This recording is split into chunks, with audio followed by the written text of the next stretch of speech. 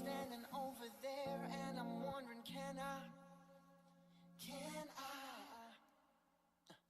whisper something in your ear, something that you might like? Oh, one, you're looking good, looking too good. Yes.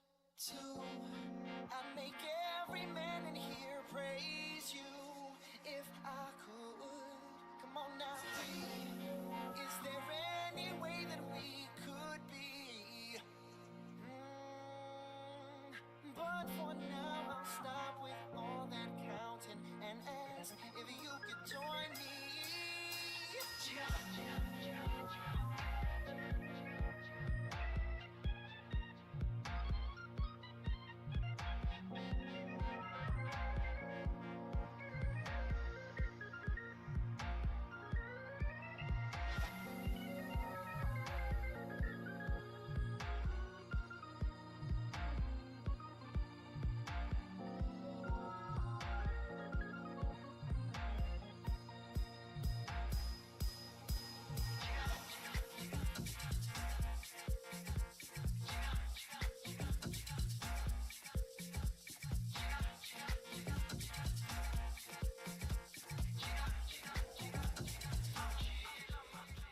Good morning.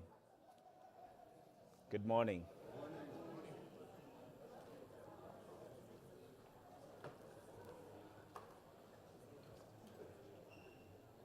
Welcome back.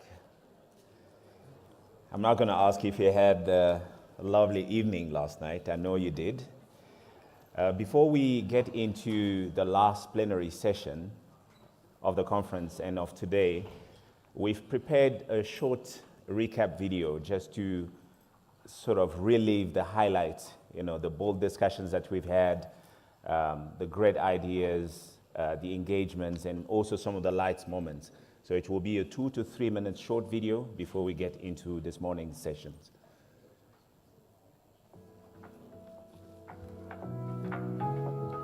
Hosting the 13th Pan-African Conference on Illicit Financial Flows and Taxation here in Johannesburg at a time like this has been fulfilling.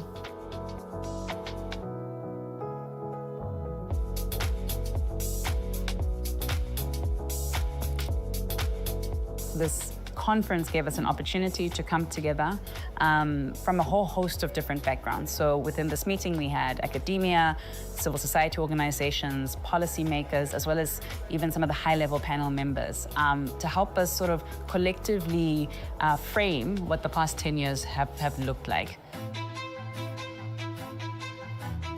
We have been privileged enough to host members of the high-level panel on IFFs on Africa, including His Excellency President Thabo Mbeki.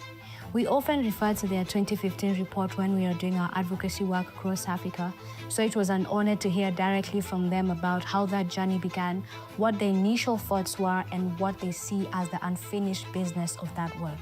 The theme of this conference outlines if we really don't address on these critical areas that robs our economy. We should now move from advocacy to action. We've been capacitating honorable members of parliament, we've been capacitating our fellow brothers and sisters, but now let's move to action so that Africa becomes a rule maker, not a rule taker. We are talking about health taxes and their relation with illicit financial flows. Pour cette rencontre, I'm expected we foster synergy, regional synergy, and also have concrete recommendations pour lutter contre les flux financiers illicites en Afrique et permettre au peuple africain de disposer des richesses africaines. I'm going now to extend this knowledge to my country and advise policymakers on how they can reframe their tax system in order to ensure that we are going to combat illicit financial flow basing from different experiences, best practices, which I've learned from various countries.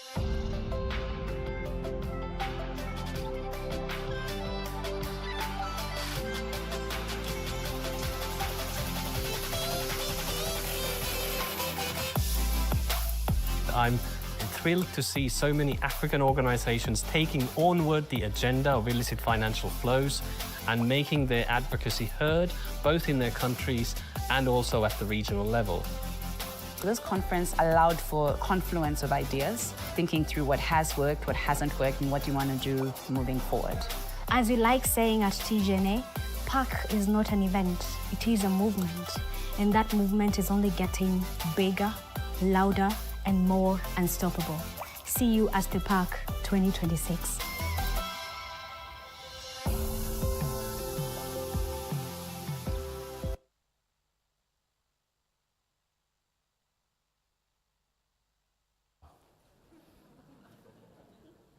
I saw a few people tearing a little bit.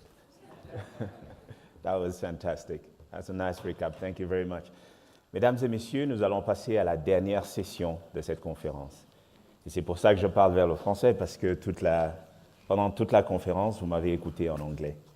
Et comme vous l'avez entendu dans cette vidéo récapitulative, nous avons fait un petit tour vers le passé, pas par nostalgie, mais pour nous rappeler un peu des motivations, des objectifs qui ont motivé les précurseurs de ce mouvement à se lancer dans ce combat qui continue jusqu'à présent. Et dans la session qui va suivre, nous allons maintenant tourner notre regard vers l'avenir et nous poser la question si l'Afrique maintient la trajectoire actuelle dans la lutte contre les flux financiers illicites, où est-ce qu'on en sera dans 10 ans?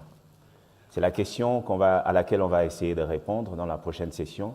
Et pour nous guider dans cette discussion, je voudrais inviter M. Brian Kagoro. Est-ce que Brian est là? Ah, il arrive. Sous vos applaudissements, s'il vous plaît.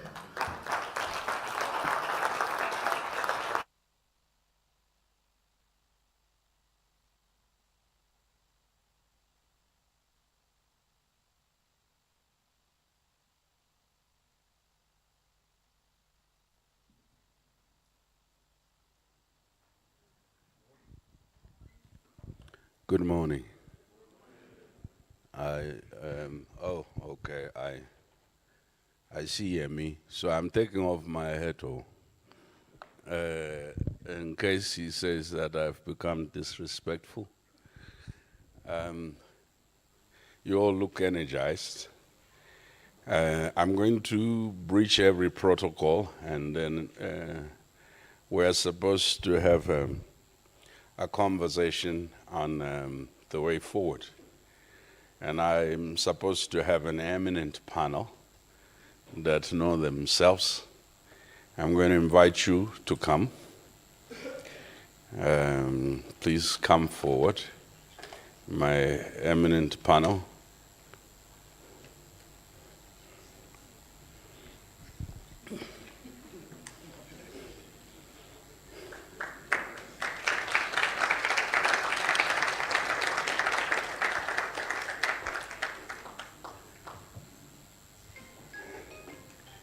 It's one of those rare moments, it's one of those rare moments in life where what I'm going to ask you to do is to take 30 seconds each. And in the 30 seconds, I would like you to do something. Your one takeaway from this PAC, and then tell us who you are. So I'm not going to put all that long and illustrious stuff that you've done. How do you want to be known? Let's start at the end, yeah. All right, thank you. Good morning, everyone. My name is Dean Begumuzi Pepe. Pressure on what needs to be done on this 30 seconds. So I think what I got from PAC, honestly, is there's so much amazing talent in this room that I am very much in the belief that we can actually solve Africa's problems. And the individuals and the organizations that we each represent here has got a small piece to this big puzzle that we're all trying to work out. Progress. And I think that is something that is great and to celebrate. I'm from Africa Change Lab. I am the director of Africa Change Lab. We focus a lot on developmental issues, particularly how we can unlock that through renewable energy across the African continent, while breaking down this idea around building out a new transformative global financial architecture. Thank you. Thanks, Dean. Good morning, everyone. I want to ride off that. Thank you. That was a brilliant introduction. It's amazing how much intellectual and emotional capacity there is in this forum. I'm overwhelmed by it, and my key takeaway is that I hope you all become secret agents of some sort and permeate yourselves throughout the system to embark on this very important agenda. And so with that, my introduction, I hope I can be a humble agent of change as well. My name is Murtaza. It wasn't me.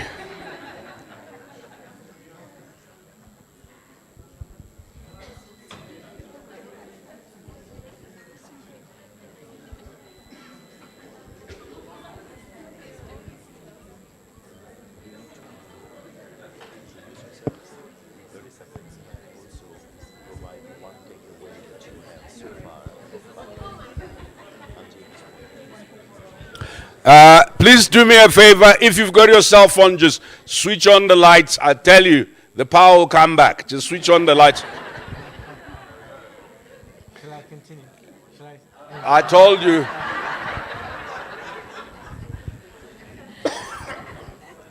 It always works like magic. Please go ahead. Imagine if just 1% of illicit financial flows was dedicated towards electricity. So my name is Murtaza Juwanshi, and I work with UNDP. I'm based in Pretoria with our Africa Sustainable Finance Hub, and we are involved in programming across the continent, working on sustainable finance and finance strategies, mainly with ministries of finance, but also private sector. Thank you very much. Bom dia. Good morning, everyone. I will speak in Portuguese.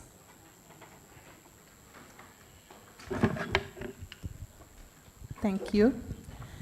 Meu nome é Lidiane Nascimento, sou de Cabo Verde, sou gestora do projeto PROPALOPTL, ou seja, um projeto de gestão que acompanha a gestão econômica de 6 países que falam, 6 países em África e uma em Ásia que falam português. Cabo Verde, Angola, Moçambique, Guiné-Bissau, São Tomé e Príncipe e na Ásia, Timor-Leste. O que eu levo a conclusão que eu gostaria de partilhar convosco e que eu levo do PAC é ver a diversidade da representação que temos nesta sala. Temos a sociedade civil, temos o governo, temos as instituições africanas, ou seja, temos aqui efetivamente pessoas que conseguem e podem e devem contribuir para a mudança que queremos em África. E eu aprendi muito, não apenas com os painelistas, mas com as conversas que tivemos através do meu inglês quase perfeito. Foi efetivamente um prazer e há aqui um laboratório. Para mim, o PAC foi um laboratório de experiências e de aprendizagem. Obrigada. Obrigado, Eliane. Good morning, everyone. I'm Stefano Prato, representing the Society for International Development, but I guess you mostly know me as the coordinator of the Civil Society Financing for Development mechanism, which is the global platform that engages in the financing for development process and that somehow survived the Sevilla Financing for Development Conference 4. And let me also use the opportunity to say that as an Italian, and therefore non-African, although a close friend of the region, I think I'm honored and humbled to be here. And of course, you know, I'm always hesitant as an Italian to speak in such a context, precisely because, you know, I'm Italian, not an African. But let me share two takeaways. The first one is that I was really impressed by the commitment and determination to really drive the UN tax convention process forward. Particularly because in this tumultuous time, this remains our leading light and hope that we can still transform the international financial architecture. And therefore, in a sense, it's a vanguard that can hopefully generate so many other spillover processes. And it was great to see that really, if I compare with past PAC, to see it so much acquired and deep in the commitment of the entire room. The second one is the projection of that success within the African policy transformation context, you know, in exploring so many intersections, interconnections, and cross-fertilizations with other policy domains that lead to African structural transformation. So these are, for me, Brian, the two main takeaways of the session. Now, the organizers may have misled you into believing you have 7 minutes. You have 5 minutes. And in the 5 minutes that you have, I'd like you to jump to 2035. PowerPoint presentations are out of fashion. iPhone 17, people don't even know what it is because they can communicate without holding bulky. A lot has changed. And you are explaining either to your child or grandchild the great achievements that happened as a result of your practical input and intellectual input in the global struggle for tax justice. And I want you to paint now the picture of what is it that would have to happen if you look into this future where we have militarization of globalization, financialization of globalization, polarization within globalization, fragmentation within regionalism, high ambitions within regionalism, a cry that we need greater and deeper leadership, but a disconnect between knowledge institutions, research institutions, civil society, private sector, and etc. But also a robust tax justice movement. What will be the ingredients? What will be the outcome? Paint for us that big picture of the future, not in esoteric terms, but in very practical. If it walked into the room wearing a yellow trousers, a green shirt, and a red hat, we would recognize it. Please help me. I'll start with you, Dean, for no other reason except that you have sat to the extreme left, and I don't know whether it's the ideological left. So whatever you wanted to say before and what you've prepared to say, you have 5 minutes. 5 minutes, there is a counter in front of you, yeah. Thank you so much, Brian. I'll use the first 10 seconds to mention the pressure of trying to explain the future of Africa in under 5 minutes is a daunting task, but I will try my best. I always start my conversations by trying to explain the system to which we're currently functioning in, or rather the ecosystem.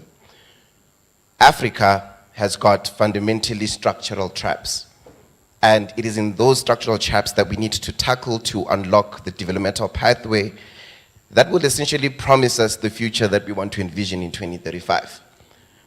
One of those is the market, or rather the import-export market model that has essentially undermined and continued to put Africa at the bottom of the global value chain. By that merely put, we have to think around why Africa continues to be producers of what we don't consume, and we consume what we don't produce. The second structural trap essentially is debt. As we try to achieve development, as we try to achieve all the fundamental building blocks of how we would envision development, be it infrastructure, health, public systems, debt has become such a big issue that we need to find ways to tackle it as a continent. If we look at countries such as Kenya, Ghana, Zambia, they're all servicing over 50% against their GDP to debt, essentially leaving very minimal, close to 40% to run their entire economy, and that is an injustice. The third structural trap is an energy crisis, or rather energy sovereignty. 600 million people lack energy access. If we continue on this trajectory, 2030 we're looking at 720 million people. Now this is now further causing a ripple effect within the food sector because there's a lack of clean cooking alternatives. And another aspect that we also now need to acknowledge is the amount of finance coming into Africa to tackle energy poverty. It is neither of quality, does not have dignity, and is not grounded on distributive finance. And that is where the problem lies, at least according to me. If we look at how finance moves across the African continent, right? If you think about remittances, if you think about ODA-assisted funds, if you think about direct foreign investments, we're getting to over 200 billion, which might seem like a lot of money. But if you turn the ledger and you look at the other side and we think around the amount of money coming out of Africa, if we look at tax evasion from multinational companies, if we look at the ideas fundamentally around perceptions and what is bankable across Africa, if you look at the idea of the different taxes we've been subjugated to, we're essentially losing close to 300 billion. So Africa annually loses about 80 billion through these illicit finance flows, and the number could be bigger, right? But that is the system that we're currently functioning in that we need to tackle. The other aspect that we need to now look into is the public finance. If we look at public finance, and when we implemented the Bretton Woods system that operationalized what we all know as the World Bank. So then, excuse me, yeah. I will do the rare thing of interrupting you. Yes. All your brethren here and sistren and otheren are massively aware of this data. Yep. In this session, I want to constrain all of you to solutions. What is that big picture? What should we do? Okay. The analytical bit I do appreciate very much, but we've done 3 days of it. Right. Today, right now, I only agreed to come for solutions. What should be done to build the movement? Right. What should be done to deal with the questions of capacity and public financial management? What should be done to deal with the economic and structural factors, assuming that they are those you have identified? So I'll give you another 2.5 minutes. Yeah, sure. It's always nice to paint a picture before you provide solutions, but much appreciated. No, I see. You only had 2 minutes left, so I was just interrupting you so that I say go to the solutions. Yeah. Okay. No, thank you so much. So in any case, I think one thing that we now need to acknowledge is beyond the ecosystem that we've established, the first solution that we need to think around is representation, one that we do not have currently within the financial ecosystem. If we look at the World Bank, right, it's our saying when we implemented the World Bank, there was no African country that was independent, meaning that we are then functioning in a system that was perpetuating inequality and racism, right? We're still functioning in that. If we look at the 25 seats dedicated to executive directors, only 3 is occupied by African countries, meaning that our agenda is not high up within an institution that is mandated to then push, for development globally. And that's one aspect that we need to change. How do we think around African ownership and African agencies within institutions that are mandated to push and eradicate poverty? The second aspect is what is regarded as bankable on the African continent. What we want to call the Africa Credit Rating Agency. Now, the reason why I want to mention that is because historically, the people that have decided what is bankable, our investment portfolios, the type of AAA, BBB statuses has been defined outside of Africa, meaning that we are actually consultant-led rather than context-led. So as a result, we need to implement an Africa Credit Rating Agency that will be able to operationalize investment portfolios, decide what is bankable, grounded on the context that you and I live in across the African continent.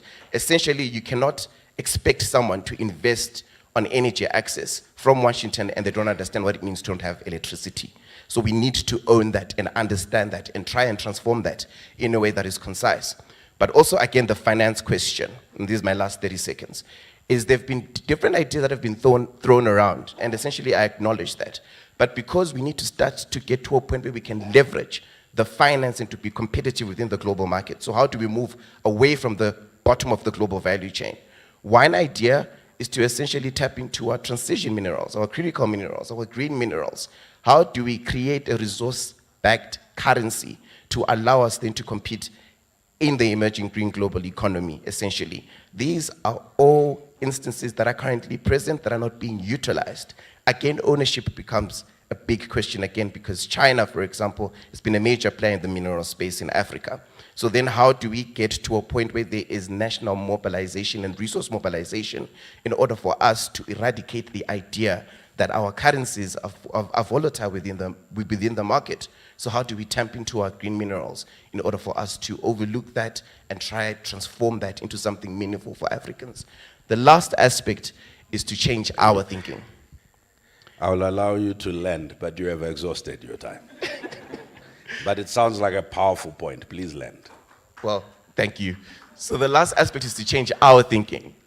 If I was to produce an Africa Credit Rating report from Oxford and produce another one from the University of South Africa or Zimbabwe, we are all going to run for the one from University of Oxford.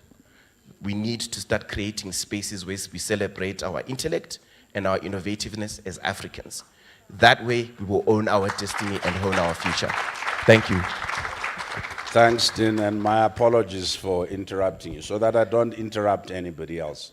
Friends, we will die by, it's called paralysis by analysis. So what I'd like you to focus on is this big picture. It's future thinking. What will be those transformative interventions and solutions?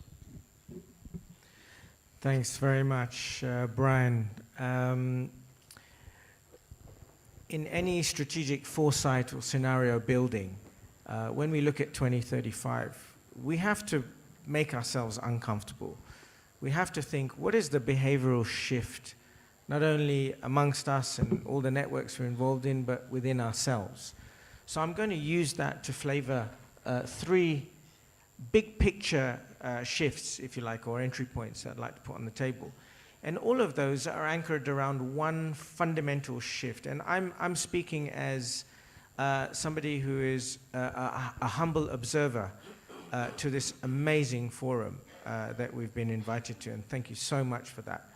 The strategic shift, I think, that has to happen in the next decade is that illicit financial flows has to move beyond this forum, beyond this amazing technical wealth of intellectual and emotional capability, and mainstreamed everywhere into development.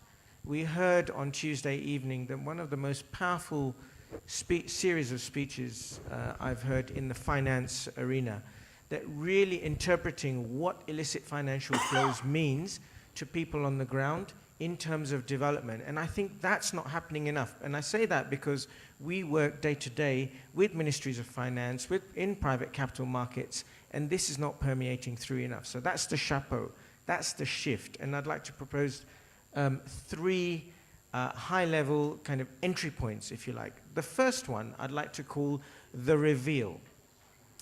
There is nothing like changing people's minds and behaviors by not just presenting the same data and analysis that we have been over the last 10 years. I'm not saying that that's lacking in wealth or maturity or depth. It is so powerful.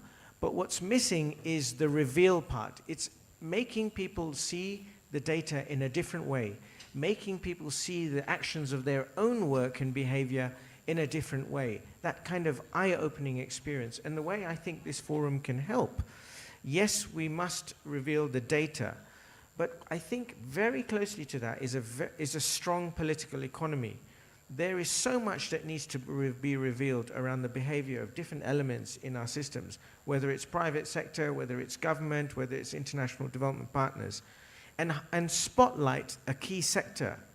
There's nothing like looking at real development issues like critical minerals, like health, like climate change, and spotlighting how illicit financial flows is not only showing a leakage, but a land of opportunity to achieve a particular agenda. The second thing with the reveal is the key role of civil society, and it's great to have colleagues on the panel here that are already very active. But perhaps this amazing wealth and capability can also come, for instance, into the budget process. All governments have a public finance budget scrutiny process, and bringing in more awareness and spotlighting how illicit financial flows are hampering and could be an opportunity to the budget process. And similarly, private capital markets. When someone was talking about the Financial Action Task Force, FATF, for instance, a lot of private investors are looking at scorings related to illicit financial flows to influence their level of investment. And again, it's how this forum can reveal what you know in a different way, in a different format, through different entry points. And we'd love to work with more of you on that. The second point I'd like to make is this sense of a collaborative. Already you have a collaborative here, and it's incredible to see how you all work together across the continent and within your countries. But it feels like there needs to be a stronger, more deliberate governance or horizontal arrangement of the work that you're doing, but then linked with other stakeholders within the countries in which you operate. And so there's within countries, there's opportunities to link better with some of the mainstream financing, both in public and private arenas, but also, as has been clearly articulated already over the last 2 days, across countries. And looking for those champion countries. I mean, we've heard a lot about countries like Kenya, Nigeria, South Africa, economic champions leading the way, perhaps leading the PAC, but also a really important role, and it's fantastic to have the African Union in the room and presenting, but also maybe the role of some of the sub-regional agencies like SADC to foster that increased collaboration across countries. The final thing I'd like to say before the chair cuts me off. And you have less than 5 seconds. Less than 5 seconds is a sort of policy permeation of some sort. We don't see this agenda enough in finance strategies, for instance, integrated national financing strategies that we work on across the countries. This needs to receive much more dominance. And I think the reveal part should help us to really pinpoint the exact policy level entry points. It might be a policy on critical minerals, it might be a large-scale development policy, but I think we should use political economy analysis to use the wealth of knowledge in this room to influence the policy process and action around that. Thanks, Thank you very much. Thank you. Lydia?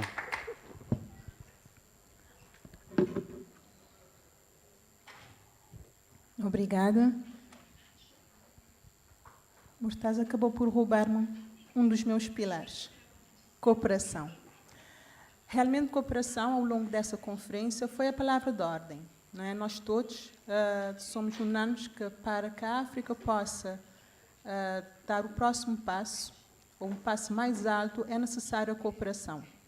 E nós sentimos isso no programa Propaloptel. O programa Propaloptel suporta e apoia os países, não apenas na cooperação entre as entidades dos países, mas entre os países. Porque em cada país, o objetivo Propaloptel é a sustentabilidade das finanças públicas desses 6 países, e em cada país ele interage com o Ministério das Finanças, com o Parlamento, com o Tribunal de Contas e com a sociedade civil. E realmente há uma necessidade de haver um alinhamento das informações, o acesso a informações em todas essas entidades, para que não haja elos fracos no sistema de finanças públicas. Por isso é que também a colaboração entre países é possível e está a acontecer, tal como Murtaza disse, exemplos em África nesse sentido. E o próprio Paloptel tem sido um laboratório nesse sentido. Vou-lhes dar 2 exemplos. Um primeiro exemplo, temos os tribunais de contas do próprio Paloptel a fazerem auditorias coordenadas. Posso exemplificar 2 auditorias coordenadas: auditoria à violência baseada no género, auditoria das mudanças climáticas. Ou seja, esses 6 países foram desafiaram-se a trabalharem-se juntos, com metodologias únicas, a partilhar dados e também a partilhar resultados. Ou seja, aqui eu acho que temos um modelo, deixe-me assim dizer, como é no sentido de que essa cooperação é possível. Está a acontecer realmente. E devemos avançar nesse sentido, porque as soluções devem emergir da África. É diferente, ou seja, temos aqui vários países a fazerem auditoria, dá credibilidade às auditorias, por um ponto. Um outro ponto, ninguém vem de fora fazer auditoria. Quem está a fazer auditoria são esses países que conhecem as suas realidades. Por isso que a cooperação é importante, porque cria soluções e também potencializa as reformas. Eu fui diretora nacional do Orçamento e da Contabilidade Pública no meu país por 10 anos. Fizemos várias reformas, tivemos várias consultorias do FMI, do Banco Mundial. Algumas consultorias não tiveram em conta a realidade específica do país. Muitas dessas consultorias foram para a gaveta. Entretanto, quando começamos a colaborar uns com os outros, a ver o que é que o outro está a fazer, como é que está a fazer, onde é que errou, onde é que eu tenho o que é que eu não posso fazer para avançar mais rapidamente, aprender uns com os outros. Ou seja, a cooperação Sul-Sul possibilita-nos avançar mais depressa, porque se copiarmos o que está nos outros países, o que está nos outros continentes, pode não servir à África. E muitas vezes não serve. Então, aí a cooperação é importante, não apenas para a troca de informações, que é um outro pilar importante, mas também para aprendermos juntos e avançarmos mais depressa. Tem mais tempo? O outro pilar que eu queria pegar era a digitalização. Em África, a digitalização, temos um outro país, é como se esses países fossem ilhas digitais num continente analógico. Nós precisamos, efetivamente, digitalizar. E quando digo digitalizar, não é informatizar apenas. Eu tenho, tal como tinha dito, já fui também a diretora nacional do meu país por 10 anos e participei em várias reformas digitais. Posso? You can land on that idea. Land on the idea. Sorry? Ok. A informatização, nós podemos... O primeiro passo, né, quando eu falo da digitalização, é importante porque para colaborarmos e trocarmos informações, tal como Murtaza estava a dizer, nós precisamos que os nossos sistemas falem uns com os outros, não apenas dentro do país, mas também entre os países. E a digitalização é importante. Em África, 60% das instituições africanas não falam uma com as outras, não trocam informações. Né? Isso dificulta o processo da digitalização. Em Cabo Verde, lideramos reformas a nível da digitalização do sistema de gestão financeira. I hate to have to do this, but I will request to stop you there. I tried to actually give you 8 minutes. Yeah. So I'll come back to you. Okay, Don't worry. okay. I'll come back Perfeito. to you. Perfeito. Yeah. Obrigada. For the gentleman, you don't have as much grace because you have a disproportionate majority. So you stick to your 5 minutes. You know, Brian, there's a famous Italian book that starts with the seventh savior at 22. Mm-hmm. You know, so when you deal with the 5 minutes with an Italian, it's always a bit challenging. But I'll Since you are in Johannesburg, there is a saying in Johannesburg that says short left. Keep it short. Anyway, I'll make 3 points. The first one is about discussing how we want to engage with the future. Because I kind of disagree a little bit with the framing of the session, you know? If we continue on the current trajectory. We tend to think about the future as linear and singular. Because we tend to think about it as a projection of the present, of our hopes, of our anxieties, of our fears, even of our mandates, in which we locate what we do at the core of it. But I would challenge that future and thinking about the future is not about predictions. It's about establishing plausible alternative scenarios that we may have to live with. Not necessarily because we like them, not because we aspire to them, but simply because that's a reality we may need to confront. And therefore, thinking about the future means, first and foremost, embracing the notion of discontinuity and embracing the notion of plurality. And the reason why we need to do that is because that helps us playing preparedness and anticipatory governance with respect to these alternative, plausible futures. My second point is, if we are thinking about alternative futures, what are the determinants of that future? And when it comes to tax, for me, there are 3 critical determinants.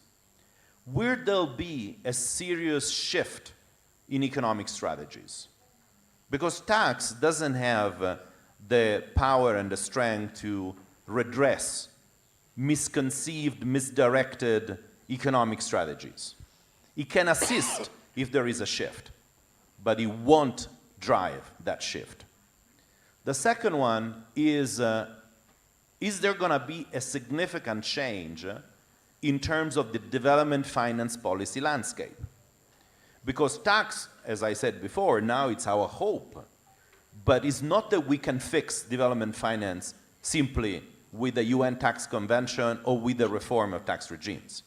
If we continue with currency hierarchies, lack of monetary sovereignty, creditor-centered debt arrangement, and high borrowing cost, and everything that we've discussed in the last few days. Tax doesn't have a capacity of redressing that. And lastly, is going to be a change in reclaiming the public nature of the state against elite capture and the interest and political economy of a small, elite in most countries. These are the 3 critical determinants. In each of them, you have a business as usual scenario. And unfortunately, in that business as usual scenario, tax will continue to confront, first of all, the tension and the pushback from elites, because it's actually in the way in which we speak about tax justice and progressive tax policies, we erode the very basis that that elite is riding on. And secondly, it will be pushed basically in a social bribery approach. Little cosmetic interventions with huge narratives, but in reality, minor changes. So, of course, you have on the other extreme of the business as usual, a logic of transformation, which is probably what we aspire to. What is the nexus between the two? We tend to think about people, processes, and policies. That's what we discussed most of the 2 days. But actually, the key determinants between the two is structures. If you have a boat at sea It is not the captain, it's not the crew, it's not the wind that determines its performance. Are the engineers who build that boat that define what it can and what it cannot do. So we need to get into that re-engineering. So these are just drivers, and if you work with them, and I don't have the time, you can build plausible different scenarios depending on how these things unfold. And this takes me to the conclusions. There are three main conclusions. The first one is that we need to be serious in using future methodologies. Horizon scanning, trend monitoring, identification of early signals, and scenario building. You know, it's not just now Stefano playing with it. It's a rigorous exercise, and we need to get down in doing that. Secondly, if we look at these drivers, maybe the future of tax policy and tax advocacy has not really to do with tax. It's about engaging with a wider set of actors and movements in transforming some of this microstructure, and maybe not even use the term tax. And lastly, assuming that some transformation actually happens, tax will have to confront citizens. Because, you know, it's easy to chase foreign investments and reclaim what they're not paying. But the moment in which the region and the structure of the economy changes, tax will have to confront domestic activity taxation. And that requires a social contract that probably at the moment is not there. So these are, for me, the key issues I would contribute to. Thank you. Why don't you give all four of them a pam-pam?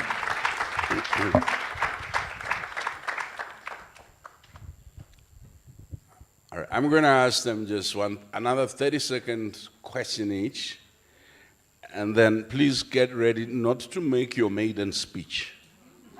I know, I used to say to Stefano, civil society speeches were shorter before cameras and social media, including my own. Look, in this country, South Africa, and in this region, Southern Africa, the capitalism or the colonial system of extraction was only able to establish itself by imposing taxation on locals who were not beneficiaries of the economy. In fact, the locals paid for the local colonial administration and the extractive apparatus to extract and send to the metropole.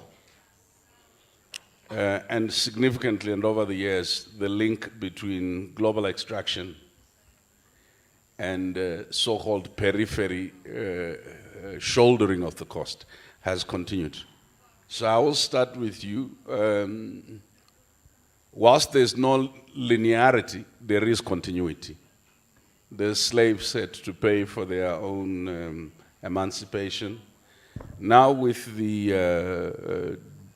digitalization and financialization of the global economy, that you all aptly described, that the bulk of our people are online transacting, the benefit doesn't come into their tax jurisdictions. These are the citizens, the locals that must be confronted. What does tax sovereignty, when you are looking at this trend, I accept there's no continuity, there's no linearity. When you look at these continuities that constantly there, the more we say artificial intelligence, in fact, those of you who follow this, synthetic intelligence is now overshooting artificial intelligence as the new buzzword, right? So whether it's artificial intelligence or synthetic intelligence in 2035, what does tax sovereignty look like for you, and what will it take? And then I come to you, Lydie. It's very interesting that Africans sometimes get deceived easily, but sometimes embrace deception in order to deal with their own inconveniences and irritations. Almost the entire businesses of warehousing of data and monetization of data. And data or data is the new oil, right? Does not happen on the continent. In fact, most of the things we're signing on to essentially are creating trillionaires out of people elsewhere because they begin to own our data. In fact, they almost have all our data because on our mobile phones and elsewhere, the data about our health, our genes, and other, it's all there. So you were talking about the problem of digitization. I'm just inverting this a little and saying to you, there is this challenge. How do we build data sovereignty that enables us to not only own, warehouse our data, but also, should we need to monetize it so that we're not buying our data from elsewhere? You can actually come from the left and say, why the heck? We don't need to follow this capitalist system where everything needs to be monetized. But I'm just interested in your views. And then, my brother, you talked about this collective. I see that you work for an institution I once worked for, and you are being unbundled quickly, and there's no real global commitment to collectives at an international level. How might the new collective, in your view, emerge in an age where we are seeing, in fact, from the countries that had benefited from weaponizing this collective for employment for their people, for intelligence extraction, but also for prescribing what development is? What is that alternative post this moment? And how does the question of tax sovereignty fit in? And then, sir, I mean, you started us off in, we have to change the way we think. By and large, the question of taxation is felt, but often in the general public it's not. It triggers riots in some instances, and some instances irritation. It transfers itself into homes and various. If we are to change the way we think with respect to the creation of wealth and questions of accumulation, I haven't taken all the things you talked about, structures and stuff, and you were looking at the continental level, in order to build a leadership cadre, institutional cadre, and etc., that can do what I think Stefano was saying in his last remarks. Where does that change happen? Oh, so like we would see this change happening in because why? And I think that, let's take the point, there's no linearity, right? So I'll start with you, Stefano. Let's keep it at keep that one short. Then, colleagues, I'll come to you. How I will do it so that we don't have disagreements is that I'll start in the middle. Please remember that. And I'll follow the global trend. I'll go right. Right? And then I will follow the future imperatives. I'll come to the left. Okay, so let's keep it, yeah. Brian, my answer is short. Tax sovereignty means act first and talk later. And I think this is not only tax sovereignty, it's sovereignty in general. You see, when it comes to development finance issues, we somehow spent the last decades thinking that that sovereignty had to be rubber stamped by an international agreement, and therefore recognized because we, within the UN or elsewhere, we go to an agreement that recognizes that we have that sovereignty. I think that renegotiation should happen, but after we have acted. Meaning that it's rather not waiting for that process to unfold, but immediately start deciding what needs to be taxed and what and how to tax it, what debt needs to be paid and what doesn't need to be paid, what trade comes in and on which terms, and what trade goes out and on which terms.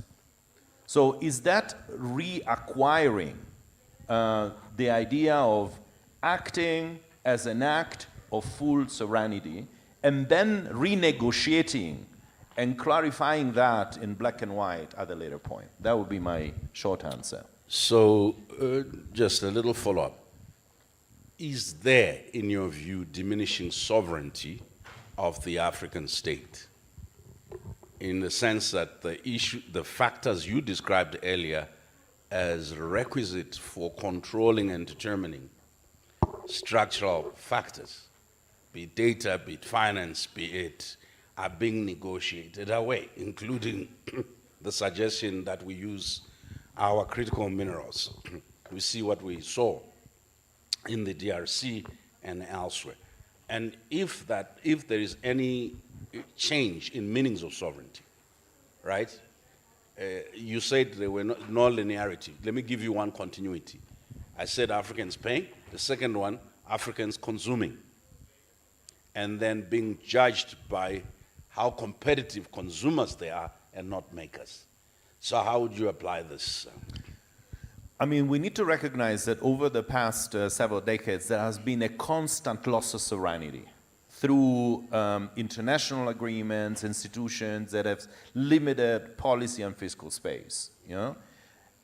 The first act of reacquiring sovereignty is to recognize that those are not in the public interest and therefore can be rewritten. But it's not that they need to be rewritten first and acted after. They can be written by simply changing the reality of what we produce, how we produce, and how we deal with it. Now, of course, that is something that requires a socialization of this, because with these acts comes consequences, and the consequences in some cases can be painful. You see, the problem is that in most African structure of the African economies, the share of the global is huge if compared to the size of the global or the local economy. So breaking the ties with the global means going through some hardship. And that hardship needs to be socialized. It needs to be clarified within the population of what is the plan. So maybe the only step, and here we conclude, before the act first and negotiate and talk later, is to have that clarity of mind of what the transformation that needs to be made, but have that transformation also socialized with citizenship. Okay. So let me repeat the question because it was long-winded. It was simple. Data is the new gold or the new oil. And owning it, warehousing it, right now, every system that almost every government uses to run its public financial management, to run its, what do you call BVR? What's BVR? Biometric voter registration, to run health that was brought by international NGOs, essentially takes data outside. So I was asking you, looking into the future, into the big picture, since you made a very strong point on data, how do we move to a point where we have data sovereignty across the sector? Exatamente. Hoje, dados é poder, não é? Quem tem dados tem poder. E muitas organizações internacionais têm mais poder que um país, porque eles detêm dados do país mais do que o próprio país tem. E quando eu estava a falar da digitalização, a preocupação era exatamente esta, porque estamos a informatizar, mas não estamos preocupados com a digitalização. E são duas coisas diferentes. A África está atrasada. Tudo bem, está atrasada. Mas se estamos a começar agora, podemos começar bem. Ou se vamos acelerar agora, podemos acelerar bem. E desenvolvermos, e tratarmos os nossos dados, e desenvolvermos os nossos sistemas de forma que haja inoperabilidade entre elas, de forma que eles se falam entre si. Se conseguirmos fazer isso, ou seja, evitar o erro de ir só informatizar, porque a informatização não garante digitalização, estaremos a perder tempo que outros países já perderam. Então temos aqui uma vantagem de começar atrasado, deixe-me assim dizer. E claro que esta já não é uma questão de outro país pode fazer por nós é que temos de fazer. Os governos, principalmente, é que têm um papel importante aqui, a sociedade civil, um papel de advocacia.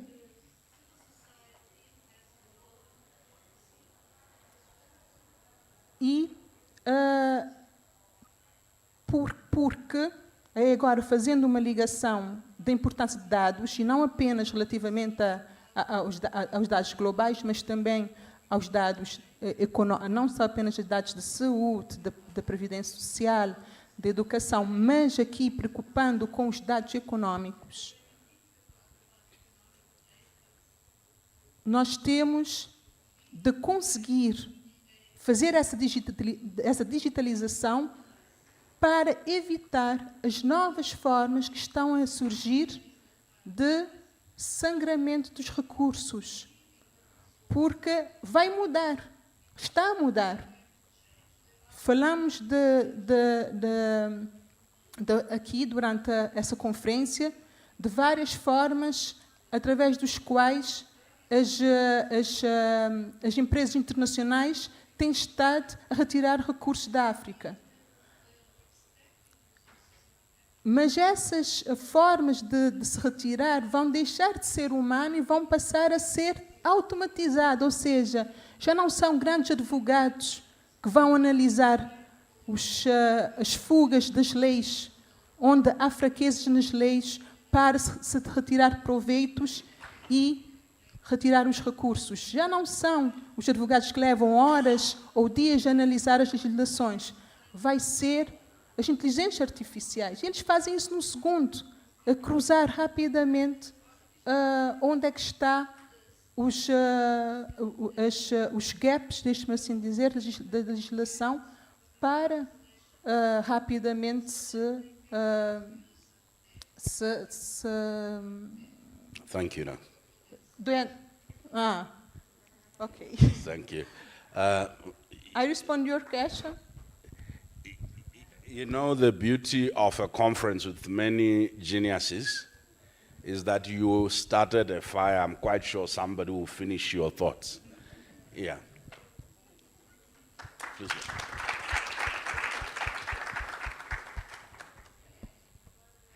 Thanks very much, Brian. I love the question. Some of it's a little bit beyond my pay grade, but I'll give it a go. The question, I think, was around expanding on this idea of a collaborative. Like, what does that mean in the international geopolitics of things, and also more close to home, I think, if I'm understanding correctly. Look, this is my humble opinion, I think bottom up. I was talking to Ozonia about this morning.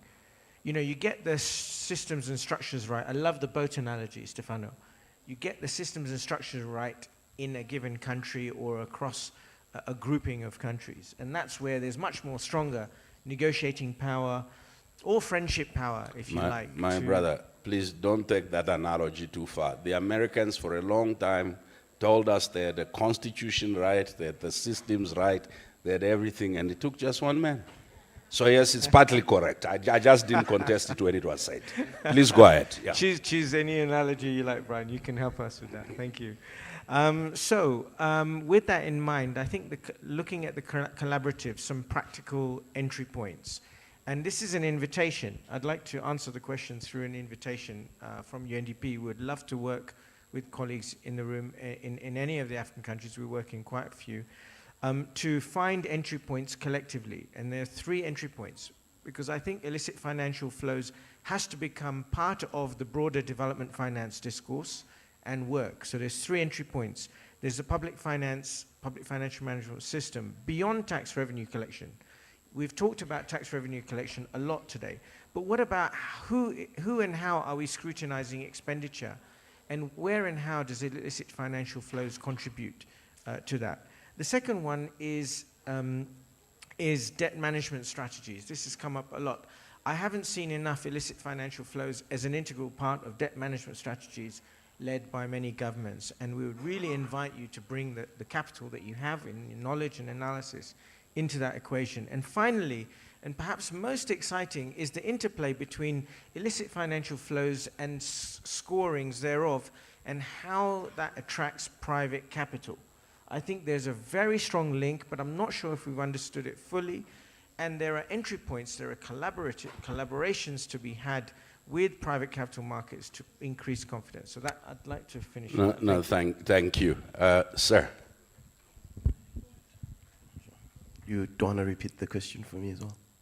No. Say whatever you want. I interrupted you the first time. I need to gain your grace. Well, to answer the question, there are many ways of looking at it, but we need to build a movement within a movement. You know, we need to invite the water movement, the food movement, the development people, the public finance people into this very room as well, because we need to co-create the idea of where this would be rooted together. It's not an abstract aspect. More strategically, I want to talk about one thing, which is we need to learn to refuse. Strategic disobedience becomes very important. Fundamentally, what I'm trying to say is that obviously when we want to ask for money for development, most of the times we are told that there is no money. And instead we are given loans. But how come no one has ever asked the World Bank, or rather the America, rather than the European countries, why has no one asked the USA to borrow money so that they can pay the debt that they owe Africa for its development? No one has essentially tried to push the global north to actually take out debt from the World Bank and actually then support Africa's developmental vision, essentially. Instead, the narrative we accept are the big concessional loans and the grants, and we call that development. And then as a result, another narrative emerges from 50 years ago. Africa is an emerging market. We've been an emerging market for the last 50 years. Fundamentally, at some point, this has to change. So we need to learn to say no. My last point is, on the narrative front, is the Africa owns 30% of the world's minerals in order for us to, if we're looking from an energy value chain. Who came up with that figure? Does anyone know in this room? Does anyone actually know who came up with the 30%? That is a problem as well, because fundamentally what that probably tells us is that that is what the financial capital market is willing to invest in Africa, just 30%. So we need to harness and own our narrative and invite other movements. That's where we root this from. Thanks. Friends, I will start with the center as promised, but I will ask the Secretariat, please bring notepads and pens for these colleagues. We're going to do this Communist Party style. We're going to take a lot of questions, and then they are going to answer after receiving the questions, so that we don't interrupt. Please just wait a little, my sister. Let them get notepads and pens, the speakers. Some have the technological ones, but give them the,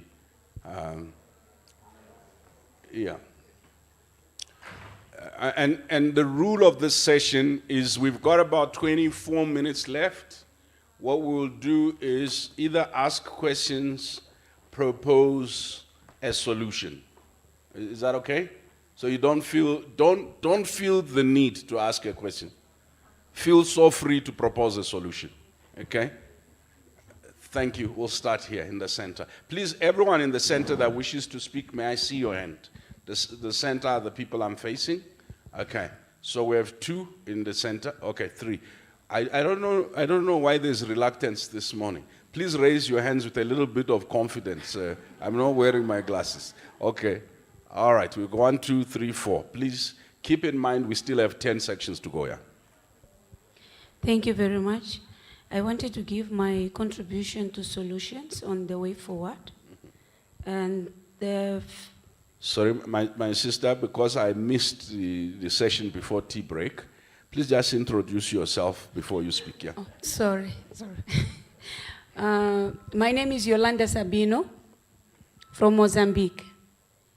I think my contribution is on the way forward. We need to create a resilient framework to address the IFF's end tax justice.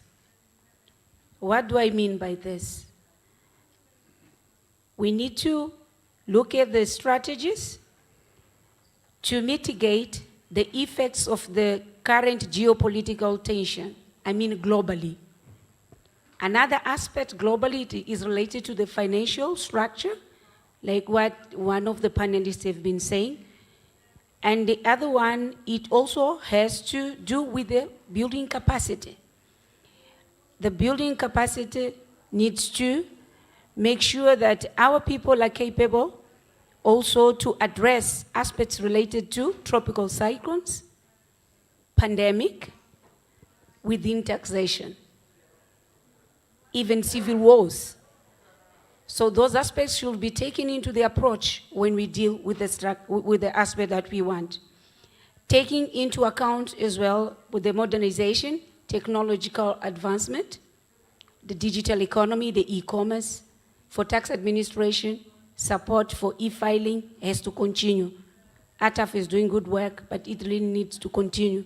I don't know if the African Union could give ATAF a little bit more of authority to make some of the tax administration forced to follow some of the steps that has to do with the platform, or create conditions for some of the, for the movement and the results of this work to take place. Internally or domestically, I think we need to include in this framework aspects, strategies related to raising awareness. We need to work very hard to raise awareness at all levels, political, government. If we need to go into political parties, we have to go there to make campaigns, to talk, to show them with numbers. The other one is to recover the Pan-African values, to see if we can address political will and look for other strategies if there is a need. And the last one has to do with strengthening tax administration policy. And this policy has to, it also needs to, we need to make revisions on the education curriculum, the debt issue, the capacity building has to be done for Minister of Finance. Work a lot with Minister of Finance officers. These people, they need to be trained at all levels. And the last one. My sister, I normally would say one per each, but here, because you are from Mozambique, and you spoke in English, you can take that last one. Anybody else who follows? Now, and the last one, I would like to thank the organization, to thank the panel, to thank the participants. I've learned a lot during group sessions, even during main sessions. And I think I'm going back to Mozambique, but not the same person. Thank you very much. Thank you. So, gentlemen, since you are not my sister from Mozambique, you have a minute. Don't worry about that. I have two issues. Oh, I'm Kennedy Rashid from Malawi. Okay. What do we know? I have two issues. The first one is a question. I wanted to know, how can we strengthen the sovereignty of African Union and the regional blocs? Because it seems like everything, most of the things that we're using are coming from outside and then to us, for us to implement as a region. How can we strengthen the sovereignty of African Union and the regional blocs? And then the thing that I wanted to suggest is also maybe we could look at strengthening governance. We have a lot of frameworks at African Union, a lot of frameworks in the regional blocs that are not being adhered to by countries. They're just there stuck on the shelves, and you're like, what's going on? We signed for these things, but then no one is following them across the continent. So I think we should also focus on governance. Governance in terms of implementation. We can look at governance economic-wise. Thank you. Thank you, my brother. Thank you. Thank you so much. Since he's my neighbor, I would be very brief, because I would see his notes and I've ticked some. Now, I'm still Patrick Nyangweso from Kenya. Quick one, allow me to thank Tax Justice Network for this opportunity. My brother, I would make solutions, and there are three quick ones. Yes. One, I think African problems need African solutions.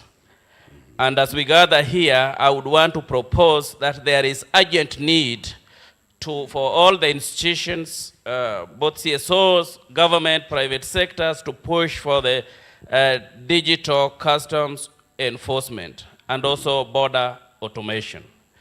I saw this being discussed even as the COMESA was concluding their summit, and this is what will also enhance on revenue collection of the member states and even within our African countries. Number two is to really push for participatory tax policy. Sorry, my brother. I'll just allow you one. One. Then I can come back to you after team break. Huh? This one I'm mentioning is very important. No, it's okay, my brother. I'll come back. I don't know whether you have registered it. It is participatory tax policy. Sorry, sir. Where citizens have opportunity you talked to about engage. governance. Yes.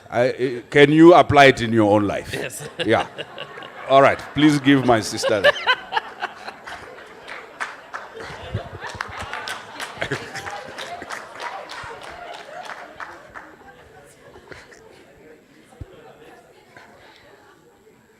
Thank you, moderator. Okay, my name is Amandine from UNCTAD, and I have 2 points, very quickly. Yeah. So first one on data, of course, I'm going to advocate for measurement of IFF with national data. Let's not forget that national agencies have a lot of data, and while we speak a lot about global estimates, I think it's very important to also know exactly the channels, the sectors at the national level, enabling more targeted policies. And the second point, we spoke about South-South cooperation, and I totally agree, but I think we also need to widen it. At PAC in Ghana 2 years ago, we had someone from Colombia, I think from the Ministry of Finance, if I'm not mistaken, and it will be good also to see how IFF is being tackled in other global South countries and do some peer learning exchanges. Thank you, Amandine. Let's go to the right. Anyone in the right? It's just one question. The brother in the right is this side. Huh? I know that you are looking at your left hand. It's my right. Okay. Good morning. My name is Harold Edu, and I'm from Liberia. I would also like to make one or two recommendations based on many of the discussions that I've listened to over the past 3 days. And one is to establish a Pan-African fiscal architecture for sovereign fiscal autonomy, primarily hoping that this African fiscal vulnerabilities basically stems from many of the issues that have been discussed. And so far, I am recommending that we create and operationalize a Pan-African financial architecture under the African Union framework that will include the African Monetary Fund and also the African Credit Rating Agency, which many of you have discussed. Thank you. Thank you, my brother. There's a brother in a suit right here. Hey, there's a hand. You people. Why you want to confuse me now? Yeah, go ahead. Okay, thank you, Brian. I'm Benedict from Ghana. Directly to the point of encouraging that the tracker, which was shared with us by Francis and the team, it's something we'd want to encourage more countries to take up because to enable us to see the trend of progress that we are making so that repeatedly we do not find ourselves talking about the challenges as though nothing is being done at the country levels. A lot is going on and we need to track that and report accordingly. Right here in front.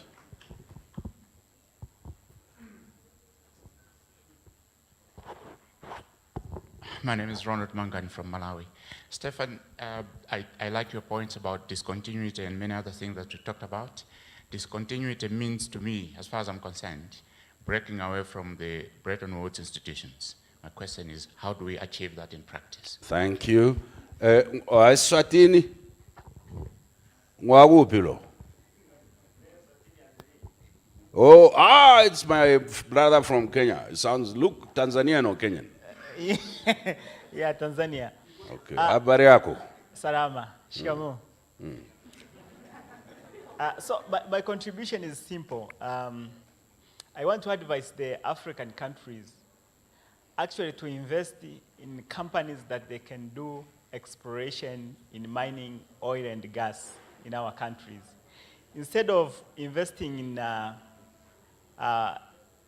freight companies, like having a lot of Air Tanzania, Air Kenya, Air Uganda, Air Malawi, Air Swatini, Air Lesotho, competing in the air, we need now to start competing in the land, where we are left with Australia and Canadian to take out our resources, while we are just competing in the air like those people who move even the night, they always use the air.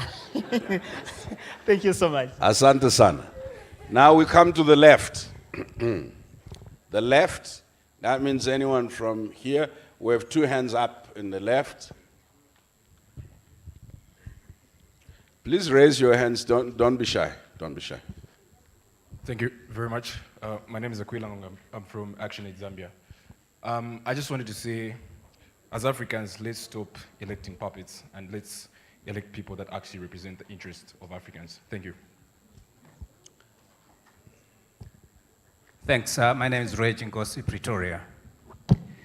Chair, you proposed, or rather you requested us to give solutions for the next 10 years, 1935.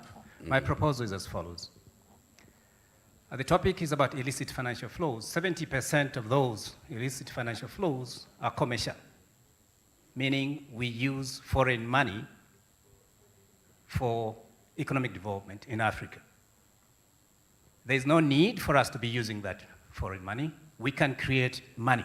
This is how development has taken place right across the world.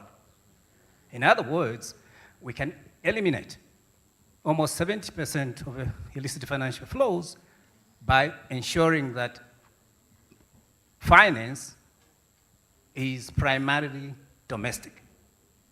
What that does, it begins to revolutionize the global financial architecture when each one of us use domestic finance. And therefore, there's no need to reform the architecture.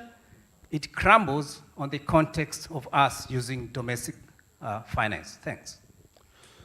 Thank you, sir. The proposals are as varied as the membership.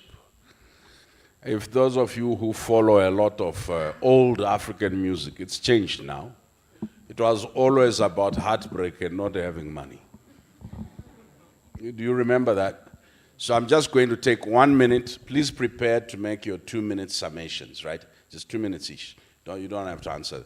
Just only my sisters in the room can answer. What should we stop doing? Or what should we start doing? Or who is not yet in our conversation that needs to be in these conversations? Only the sisters in the room can answer. What should we stop doing? What should we start doing? Who's not in this conversation that needs to be in this conversation?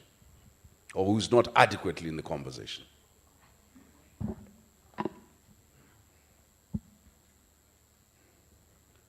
This is, okay, there are hands here. Okay, just behind Chennai there.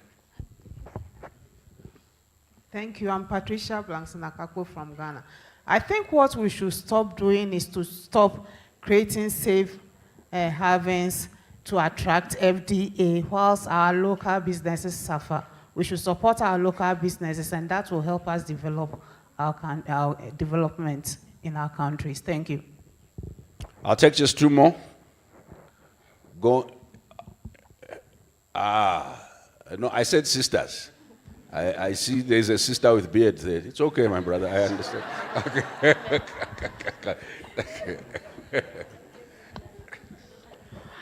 Bonjour, c'est en français que je vais m'exprimer. Reine Flore Tamo du Cameroun, Conseil fiscal. À cette question, je voudrais revenir sur le politique parce que depuis le commencement de cette conférence, on ne cesse de mentionner qu'on a une grosse influence du politique.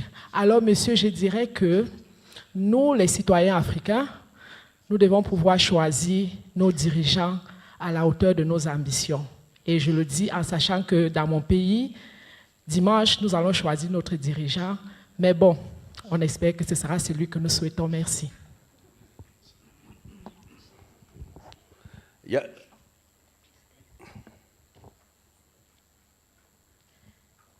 Pardon, Nicole Ngolibam du Cameroun aussi. Alors, à cette contribution, je dirais, nous devons essayer de nous rééduquer.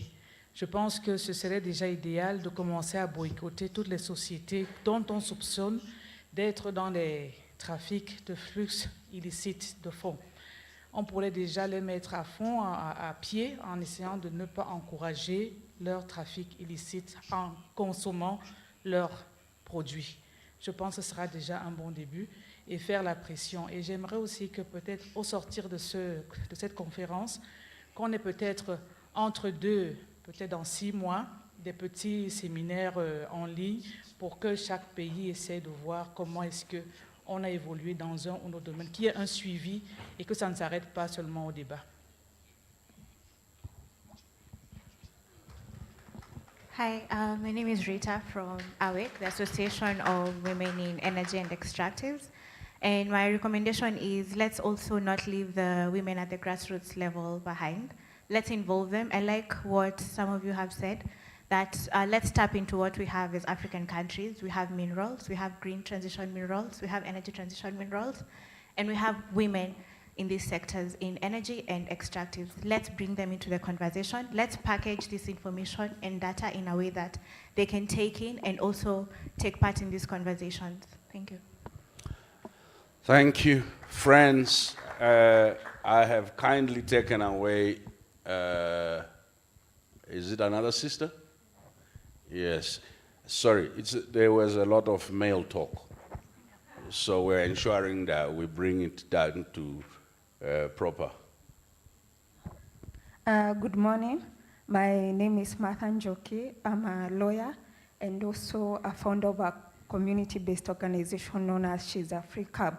So my suggestion would be including the banking investigative units in the banking sector and also capacity building private security agency, because you'll find that the public investigative unit might be compromised. So there's need to capacity build private security agencies and also include a special witness protection unit to protect persons who might come and report these offenses. So that's my input.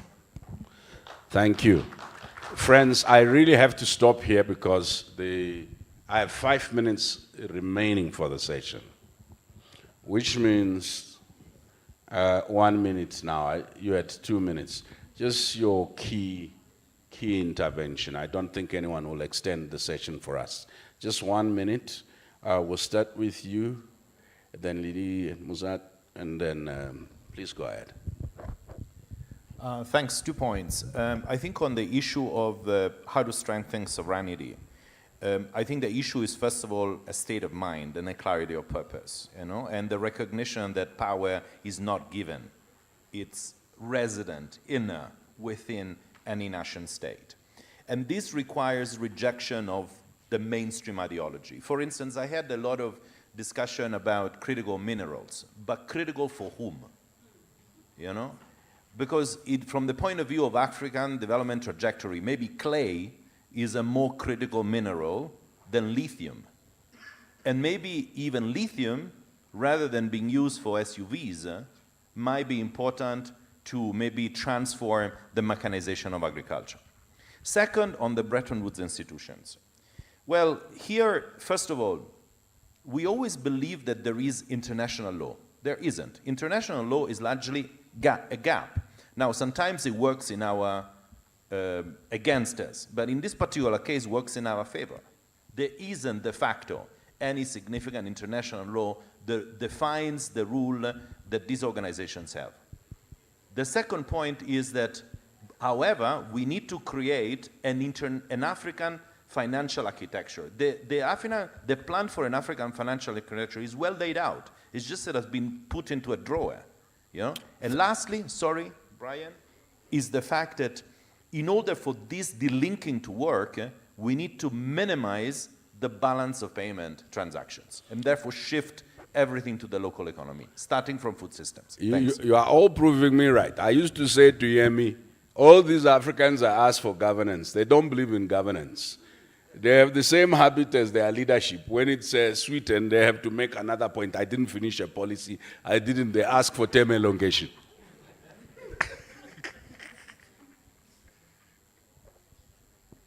Vou ser muito rápida, não tenho muito mais a dizer, só queria concluir dizendo que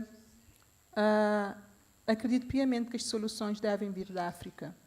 Estou a dizer isso por ter vivido a experiência de vários anos a tentar implementar soluções de outros países que depois não tiveram resultados e tivemos efetivamente de recuar para ajustar a nossa realidade. Devemos ter tudo, sempre isso em conta. Segundo, ninguém realmente vai fazer nada por nós. Ninguém tem interesse que a África se desenvolva. A África é um fornecedor de produtos a baixo preço. Isso é o que interessa ao mundo. Então, teremos de ser nós, efetivamente, a fazer a nossa mudança e não podemos fazer essa mudança apenas com governos, com autoridades tributárias. Esta mudança tem de ser feita com o governo, com a sociedade civil, com as famílias. A sociedade civil aqui com um papel muito importante no sentido de pressionar que os governos avancem para o próximo passo. E, para isso, os dados, mais uma vez, porque para mim dados é tudo, porque dados é que permite efetivamente tomar decisões acertadas. Os dados devem ser disponibilizados a todos, devem ser produzidos de forma com qualidade, devemos estar sempre atentos a isso e também a disponibilizar a todos, não apenas aos governos, mas também à sociedade civil. Obrigada.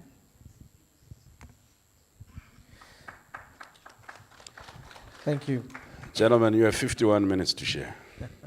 51 seconds. I'll respond to my left honourable friend on domestic finance. I totally agree with you that has to be the foundation on addressing and leveraging illicit financial flows. But I would hesitate around the lack of need for greater structures. I think around domestic public finance, what we're seeing in a lot of our work is a need for greater governance of trust, if I can put it that way. How are taxation revenues actually spent? And are they leading to any impact on the ground? And what are the feedback loops? And I think once that is settled more, there is a greater incentive for companies or individuals to perhaps shirk less, if you like. Just finally on private sector, somebody mentioned, one of our sisters talked about an opportunity to boycott. You know, I think that's a very powerful idea. I think there may be some sectors or companies where that's possible and should be done, but I think the markets are much more complex than that, and perhaps we can learn from, corporate social responsibility world, where supply chains and private sector are being scrutinized and assessed on their environmental and social performance. Perhaps we can better enhance indicators around illicit financial flows and their behavior. That could be a good entry point. Thank you. And finally, a big asante sana. I actually think you all should be here on this panel because I learned so much as well. So thank you very much. And to you, moderator and panelists. Sir, close us out. I'm being undermined. That's fine, though. I think it's very simple. We need to start thinking around the harmonization of our African currencies. If we try to get that right along the harmonization of our trade policies, we are going somewhere. That's it. No. Please. You want me to add more? Yes. Are you sure? So because we're essentially a very diverse continent, we need to find a place where we can integrate fundamentally to the core. There's so many issues that Africa has to essentially endure, you know. South Africa still has to deal with xenophobia, for example. We still have to endure with the fact that others speak Portuguese, French, etc., etc. All these are the fundamental ingredients that we need to fix in order to create a developmental pathway where there is actually unity around. Yes, we have the AU, but there is no understanding and strong consensus around how the direction is to move for the African continent. Thank you, sir. Come on. It was an absolute pleasure. Thank you. Thank you to an amazing panel and to an amazing group of participants. Thank you so much to all of you. I just want you to remember 4 unimportant things. That sometimes a woman and a man were walking, they were married. And the man thought he was insulting the wife. They saw donkeys and said to the wife, pointing at the donkeys, "They are your relatives." And then the wife said, "Yes, by marriage." That often the solution, now hear me out, often the solution may be the problem. We do need to digitize, we do need to get our data from analog into digital platforms. We don't own those platforms. So the technocratic African state, which is making our states more efficient, is not answering the sovereignty question. Because the sovereignty question must be about control. If we go on the current trajectory without assuming linearity, in the next 5 years, there will be no dimension of data from meteorology to whatever you can think. That will be within the African sovereign's control.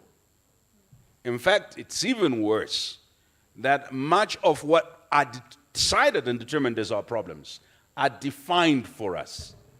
And our analysis also defined for us. And in fact, here's the beauty of being smart. Because we go to Grok in order to make brilliant presentations, we regurgitate those comments. The second unimportant thing I want you to remember, the extent of women's leadership in technology, women's leadership in so-called AI, SI, women's leadership in mining and in finance has not kept a pace with the advocacy for women's leadership in politics.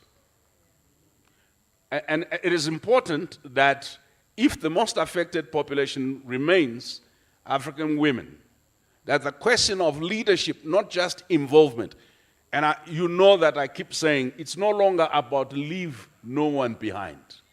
It's about them taking leadership and making the means available for leadership to be taken. 52 to 60% of Africa's population is rural. A lot of our conversations are very urban. Most of your critical minerals in rural areas. Most of your oil in rural areas. Most of your food supplies in rural areas.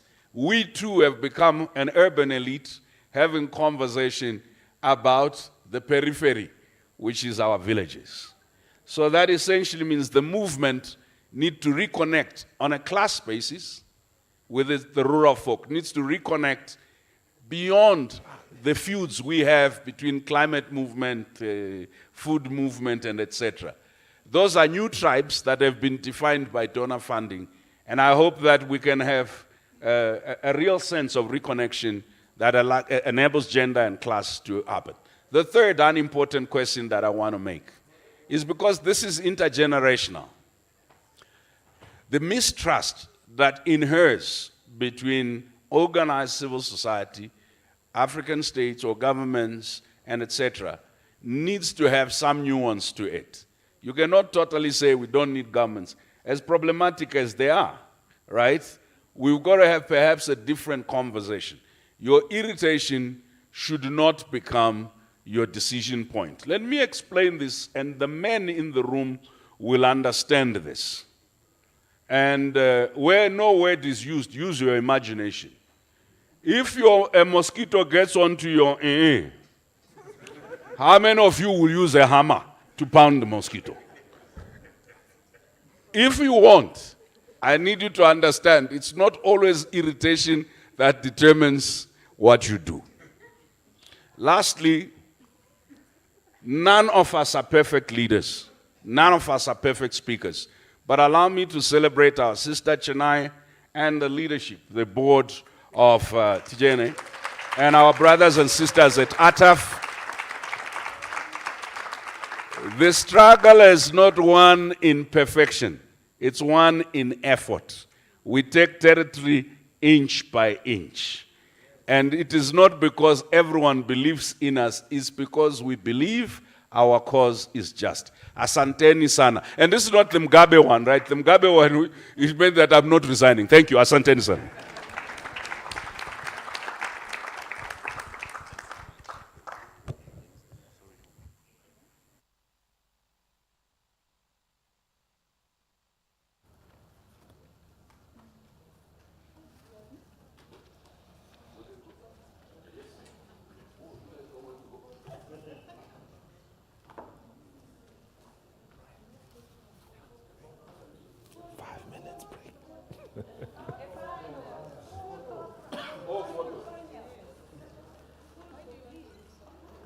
Guys, please, photo is dependent on biological factors. Don't force all of us. It's discrimination. Where do we start? Just right there, on the podium there.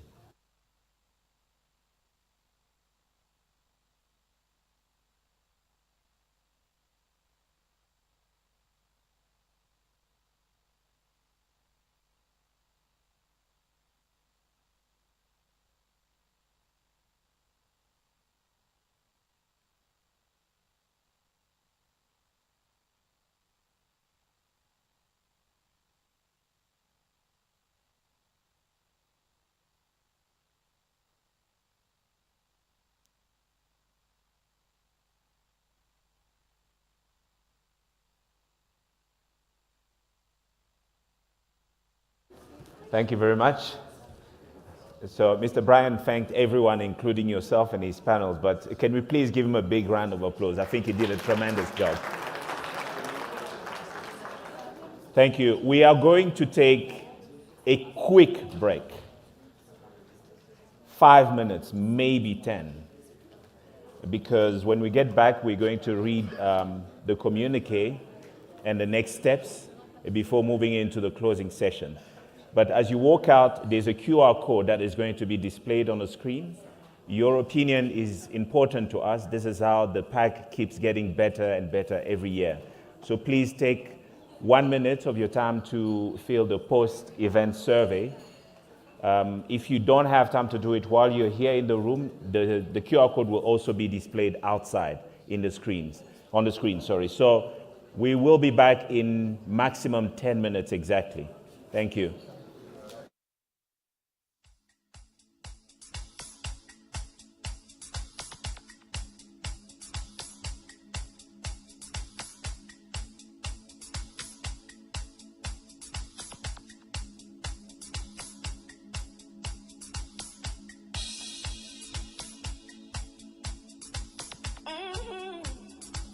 Yeah.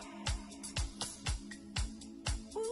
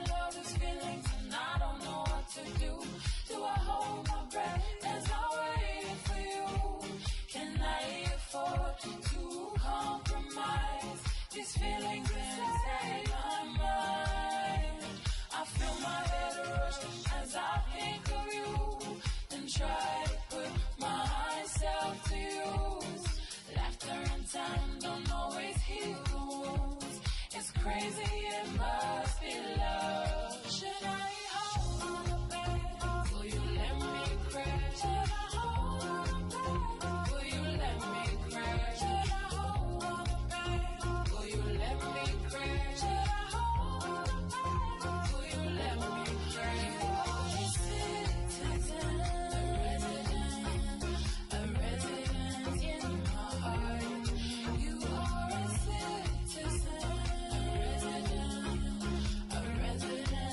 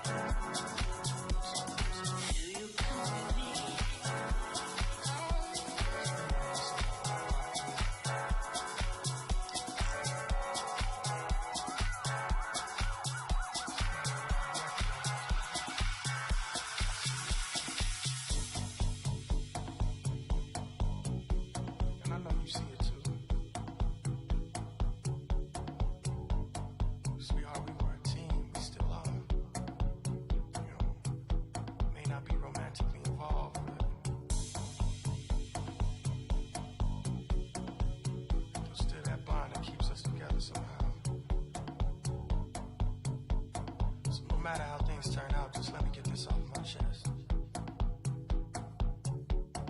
Baby girl, I love ya. I really, really love ya. Something that has never changed. I know that we've had issues, but darling, I do miss you. And I love to be more than friends. Now I know I made you dreaming. Our love had you leaning, and everyone around could see. So let me make this public. It's you that I'm in love with, and darling, this will always be so. Can I be a fairy tale? Promise I will love you well. Be a fairy tale. Promise I will love you well. Can I be a fairy tale? Be a fairy tale. Promise I will love you well. Promise I will love you well. Be a fairy tale. Fairy tale. Promise I will love you well. Baby girl, I love ya. I really, really love ya. Something that I'm sure you see. Now ain't no sense in lying. Darling, I've been trying to give you all the space you need. Now we've both endured the pressure. We've endured the heartache. We have both endured the pain. If this is what I have to in order to have you, I would do it all again. So can I be a fairy tale? Promise I will love you well. Can I be a fairy tale? Baby, promise I will love you well. Can I be a fairy tale? Promise I will love you well. Be a fairy tale. Can I? Promise I will love you well.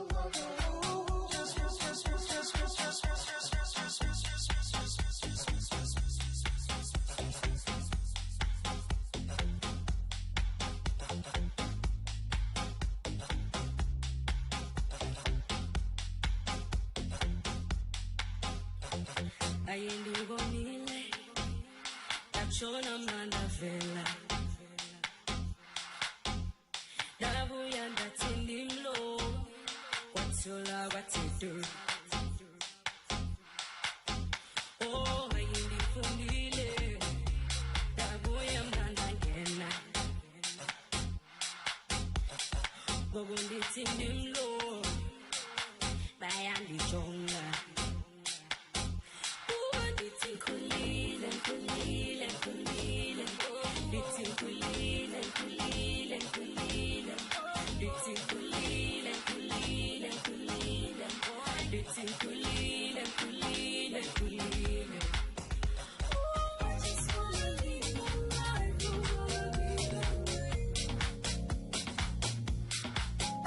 oh, I just wanna be myself, if you don't want me around.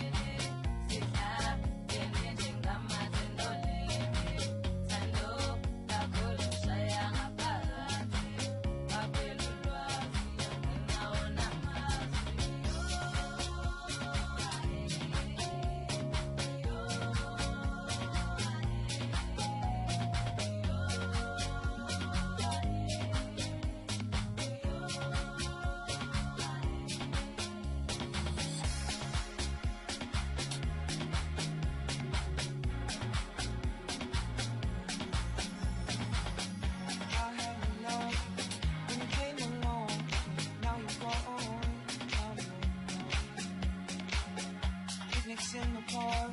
We did it all. Love to my ear, rise and fall, rise and fall.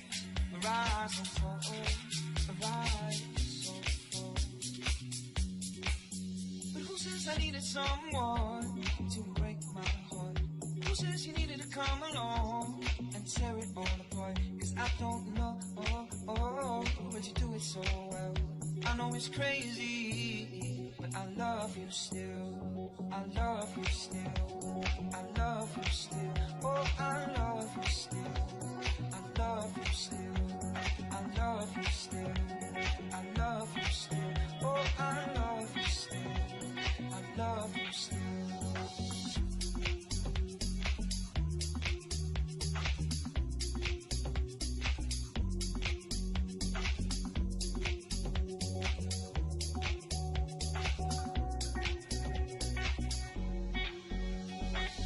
Oh, we watched the sunset, we even watched it rise. Oh, it hurts my heart to think about those times. Wore my heart on my sleeve, no, and I never would have thought that you'd leave, oh, that you'd leave, oh, that you leave. But who says I needed someone to break my heart?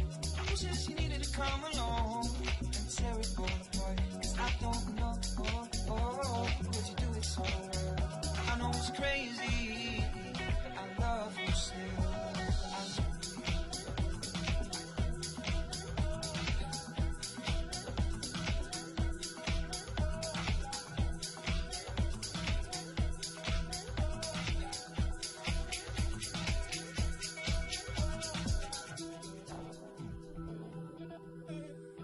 Gabrielle, you've gone too far.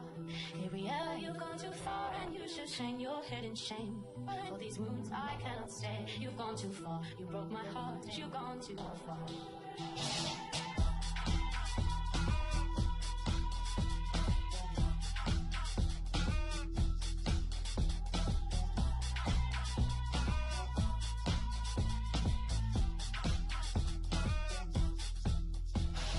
Wide awake and I can hear my heartbeat. Hope it cradles me and rocks my bones to sleep. Protector in the light and a stranger in the dark, and you don't say anything more. Bound by suffocating secrets, I'm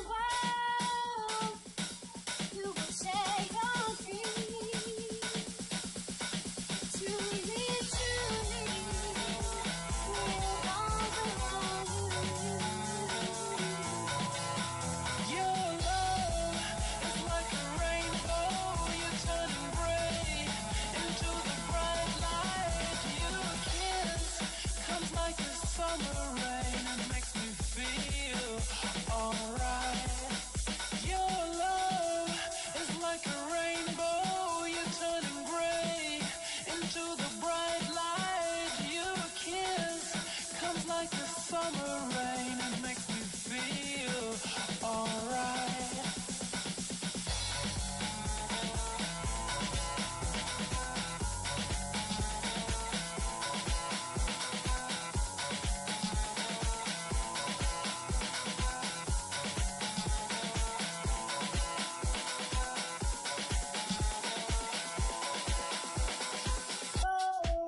It's like a rainbow, you turn gray into the bright light. Your kiss comes like a summer rain, it makes me feel alright.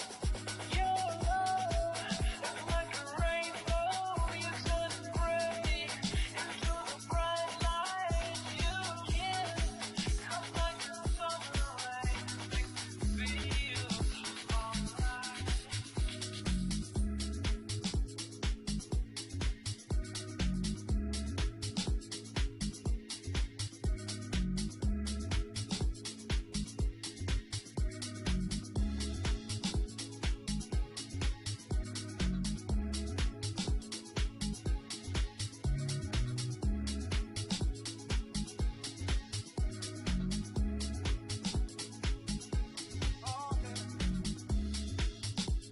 As I woke up one morning, just thinking about the night before. We were dancing in a club in Kingston Town, sweating to the break of dawn. The summer vibe was heating, her body on the dance floor. This girl was something different, yeah, she was. Reached out to me and held me close. Oh, whisper to me, baby, hold me tight tonight. And put your arms around me and hold me tight.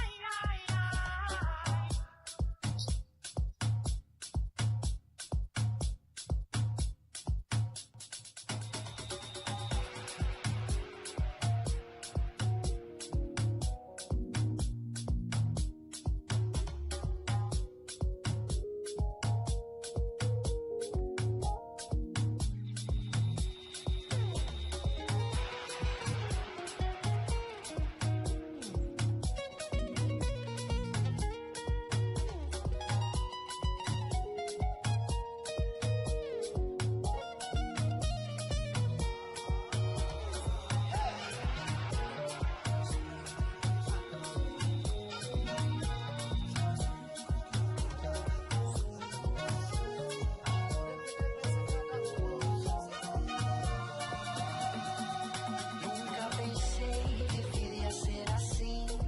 24 horas de frente de mim. Cada dia tem oportunidades, coisas boas de felicidade. Eu tô olhando para o nosso mundo e estou pensando como é lindo viver assim. Eu estou olhando para o nosso mundo e estou pensando como é lindo viver assim. Ladies and gentlemen, welcome back. Colleagues, if you can hear me and you're still outside, please make your way into the room. We're going to continue.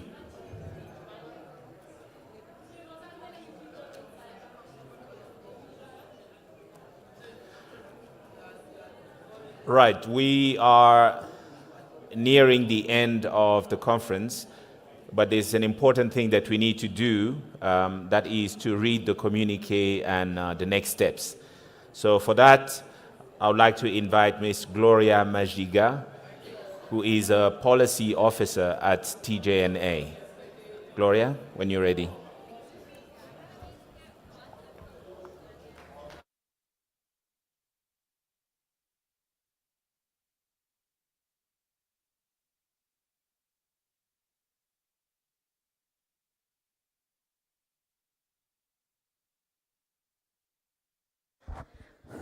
Hi.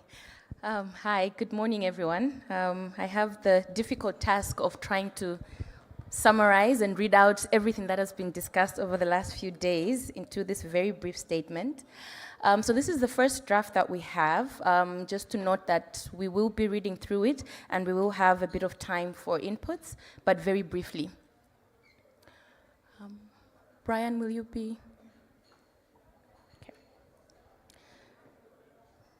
Right, so this is the outcome statement, the communique for the 13th Pan-African Conference on Illicit Financial Flows and Taxation, Honoring a Legacy, Building a Future, a decade of the HLP report. So in the preamble, we, the delegates of the 13th Pan-African Conference on Illicit Financial Flows and Taxation, including members of the high-level panel on illicit financial flows from Africa, representatives of the African Union Commission, representatives of various intergovernmental agencies, representatives of government agencies, of civil society organizations, of academia, and of media, convened in Johannesburg, South Africa from 7th to 10th October 2025. We met to reaffirm our collective commitment to advancing tax justice, curbing illicit financial flows from Africa, and transforming Africa's fiscal architecture. In our robust deliberations, we reflected on the theme, Honoring a Legacy, Building a Future, a decade of the HLP report. The journey to fight the massive and long-concealed hemorrhaging of Africa's resources accelerated in 2010 when the joint annual meetings of the African Union Conference of Ministers of Economy and Finance and the United Nations Economic Commission for Africa Conference of African Ministers of Finance, Planning and Economic Development committed to implement strong economic and governance measures to address IFFs from Africa. In 2015, the report of the high-level panel on IFFs from Africa was launched and marked a pivotal moment in Africa's fight against illicit financial flows in all their forms. The report laid a solid foundation for both policy action and continental advocacy. 10 years after the launch of the HLP report, we gathered to honor its legacy, assess progress, and chart a bold path forward, grounded in justice, equity, and sovereignty. The 13th PAC marked an opportunity to recommit to the HLP vision and push for transformative change in the global financial architecture. In our deliberations, we noted the following. The report of the high-level panel report on illicit financial flows from Africa remains a landmark document that continues to inform advocacy, policy reform, and regional cooperation in the fight against illicit financial flows. The HLP report influenced global frameworks, including the international target of reducing IFFs by 15.4%, the UN UNCTAD framework and methodology for defining and measuring IFFs, and now the Anti-IFFs Policy Tracker, which offers a powerful tool to monitor progress in the implementation of anti-IFFs policies. However, tax is not only a technical instrument of revenue collection, but a tool for structural economic transformation, democratic accountability, and redistribution of power and resources. As a result, despite the progress, Africa has not yet succeeded in halting illicit outflows.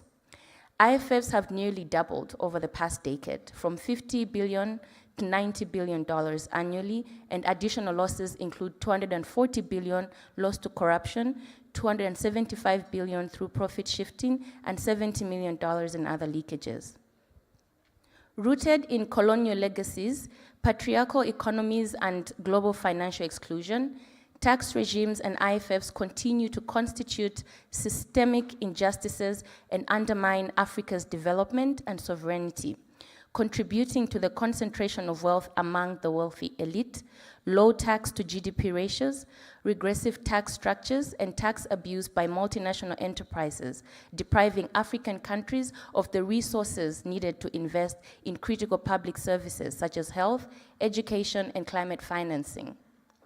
Following our deliberations, therefore, we declare and commit to advancing the following priorities and strategies. Promote the implementation of robust and sustainable measures to curb IFFs and establish equitable and progressive tax systems. This includes strengthening the regulatory frameworks, strengthening institutions, enhancing data and information collection, analysis and sharing, as well as interagency cooperation. Invest in rolling out the anti-IFF's policy tracker as a critical HLP legacy tool for the assessment of anti-IFFs and accelerating the digitalization of tax systems, a move that could save countries up to 2.5% of revenue annually. Support the recognition of domestic resource mobilization as a broader strategy that goes beyond taxation alone, leveraging central banks and empowering local governments to enhance their revenue-raising capacities, given their limited fiscal tools. Collaborate strongly in support of the ongoing reforms of the global financial architecture, including the UN Framework Convention on International Tax Cooperation and its operational protocols. Leverage on underutilized taxation pathways, such as health taxes, to address human capital concerns, public health crisis, and resource mobilization.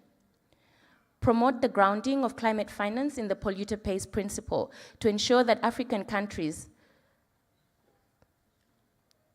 to ensure that African countries can reclaim the resources and fiscal space needed to adapt to climate impacts, pursue low carbon development, and build resilience without bearing the costs of a crisis they did not create. Promote stronger collaboration and coordination between national, regional institutions based on mutual trust, sharing data and intelligence, encouraging harmonization, transparency, and regional integration across borders to tackle financial crimes and regulatory gaps more efficiently. Aligning tax policies with Africa's industrialization agenda, promoting job creation, value addition, and local ownership. Tax incentives should target sectors that build domestic capacity. Advancing the tax justice agenda and sustain momentum around the high-level panel report on illicit financial flows, including fostering meaningful dialogue, innovative solutions, and unwavering solidarity. In conclusion, equitable tax systems are pivotal in financing public goods, building accountable states, and fostering industrialization. Fiscal justice is undeniably foundational to peace, security, and inclusive development. We assert our right to be involved in shaping global tax norms and demand Africa's meaningful participation in international financial governance. Considering shifting geopolitical dynamics, we must reflect deeply on what we can do independently to strengthen DRM and stem capital flight through IFFs. The answers lie not only in global negotiations, but in bold and coordinated action across multiple institutions. For the dream of a united and prosperous continent is within reach, but it demands excellence, not just reflection, but concrete action. This declaration marks a turning point. We honor the legacy of the HLP report and commit to building a future where Africa's wealth serves its people and not external interests. Thank you.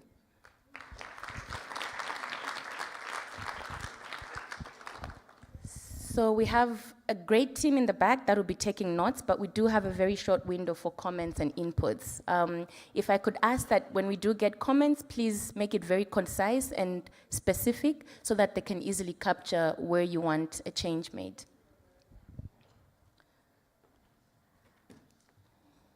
Okay, so if I can see with a show of hands if there's any immediate responses or inputs. Okay, I have one here. Just the one, yay.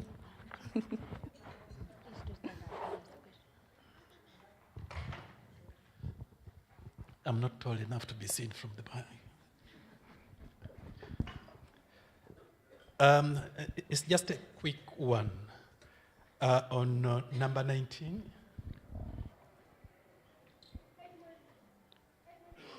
which deals with tax incentives, the last sentence there, to just insert productive capacity. Tax incentives should not just be given to anyone, but to build productive capacity. Okay, that's actually number 17, but I think that's been noted. Thank you. Any other comments?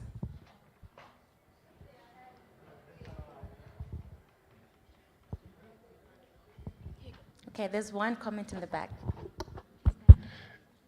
Just a mention of the leadership of the Africa group or Africa in the UN Tax Framework Convention. There is a clause on it. Okay. I think that's been noted.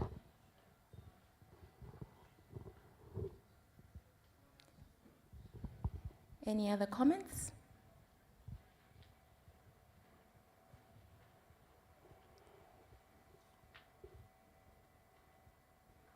I guess we did a great job. Right. Thank you.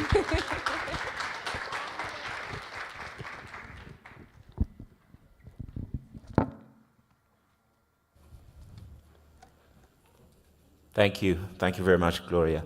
So when the final communique is circulated, you will have another opportunity to provide comments if you decide to do so. Thank you. Right. We're moving into the final session, the closing session. And for this particular session, I'd like to call a number of speakers, starting with Professor Charles Abugre, Executive Director, International Development Economics Associates. Is Professor Abugre here?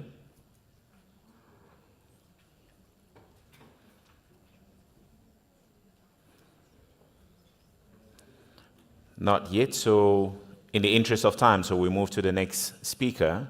That is Dr. Alan Mukungu, Senior Economic Affairs Officer at the United Nations Economic Commission for Africa. Thank you.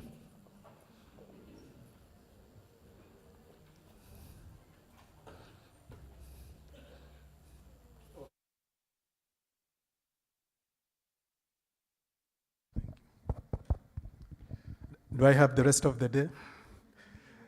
It has been a very good 3.5 days. I think you all can accept that.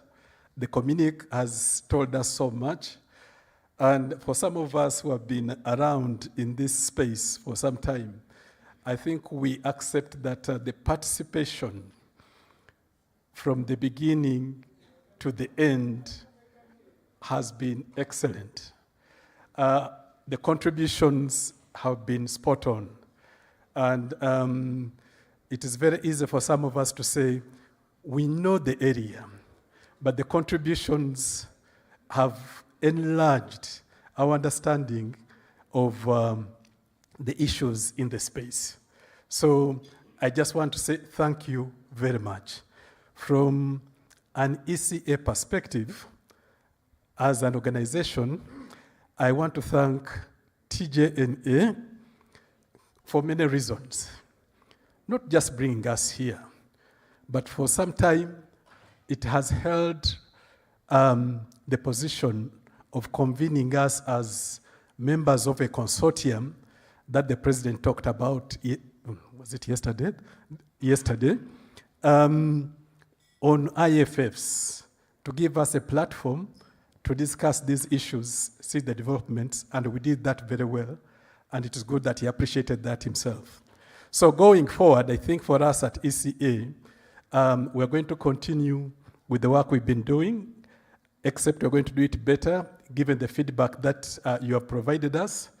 A number of issues have turned up. I think someone talked about public financial management, which has been on our radar for some time. And now I think it is time to gear up, see that that also takes off. And the issue that kept coming up, which is political will, and political will. So thank you, TJNA, ETAF, AUC, for bringing the president here to also say that he's committed to this and would like to participate in the efforts, and probably we can leverage that participation to see how we tackle this political will issue, to get our governments to respond to all the recommendations that we are making. So thank you very much. Travel well going back.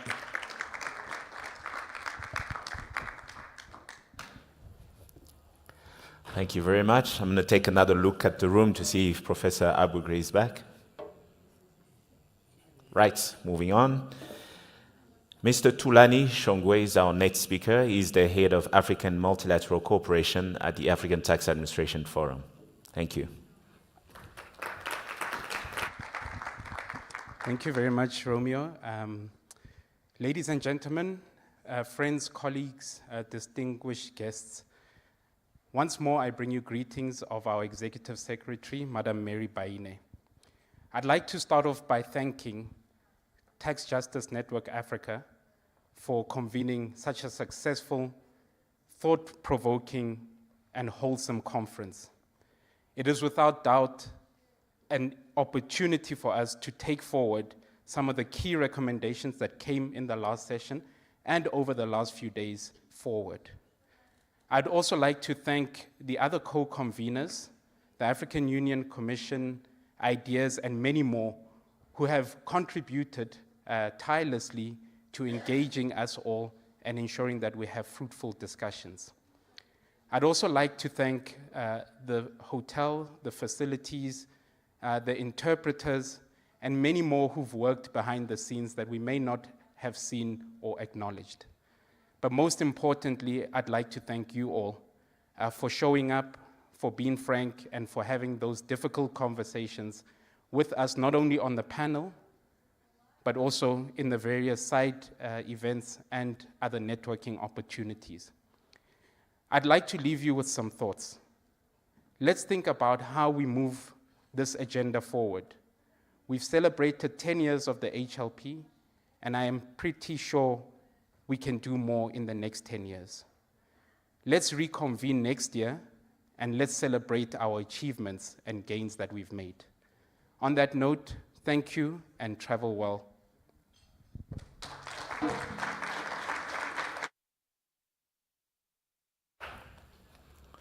Thank you very much, Thulani. We seem to have a running contest of who's going to speak for the shortest time.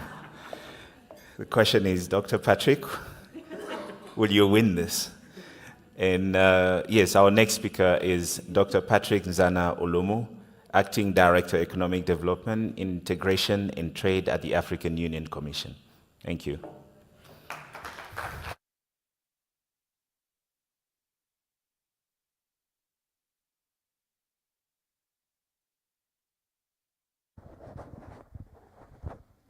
I'm sorry I've missed the overall discussion, and I'm very happy. I'm truly happy because these last few days we've been able to discuss, issues that are of great importance for our continent. We spoke about the potential of the continent, and I would like to sincerely appreciate TGNA, Tax Justice Network, for the leadership and for the very, very thought-provoking sessions that we had. We spoke beyond challenges, because often when we meet, when we gather, we mostly speak about challenges. But here we spoke about opportunities, we spoke about what the continent can deliver to become the powerful continent that we are all looking for. And there is a high sense of hope that, as Thulani said, that in the next decade, we will be able to see extremely important tectonic shifts in terms of lifting up the continent that we all love, because I know that you love the continent. We want to reassure you also of our commitment to support the continent and to lift it to the next level of development that we are all expecting. To do so, there is need for us to be extremely ambitious. Our ambitions should always be beyond our capacities. Let me tell you why. If we dream about things that we can achieve, never will we be able to be lifting us all together to achieve extremely important, transformative, goals that we have all set ourselves to achieve. If we say that we want to go to the moon today,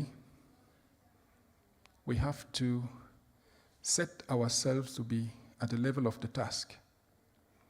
In 2013, we adopted Agenda 2063.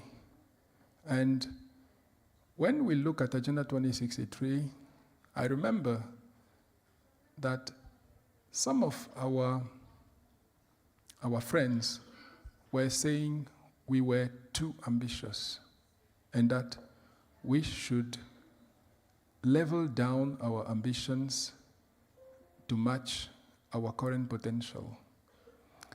But the mistake that they are committing is that our potential is way beyond the potential of even those who are lecturing us about our inability to do things. Let me take an example. If you look at the global dynamics since the inception of the world, if we say that Africa is the cradle of humanity, it means that everything started here. I didn't say it. I wasn't there when it was written. But if we do believe to the stories that we are told that the cradle of humanity is here, it means that everything started here.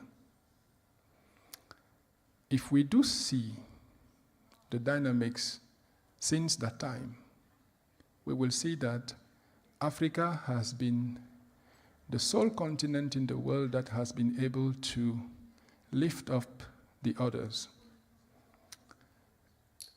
They extracted human resources here. Slave trade. They are still extracting minerals here until today. It means that if we put our house in order, if we transform our way of thinking the Africanity, we will certainly be able to create the narrative of a powerful continent that we all would like to live in. Just to conclude, and I want to take you as witness, all the conferences that are happening in the world,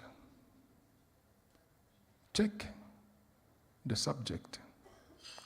The subject is always about Africa, always. Even if it is not written, Africa will always be part of the conversation.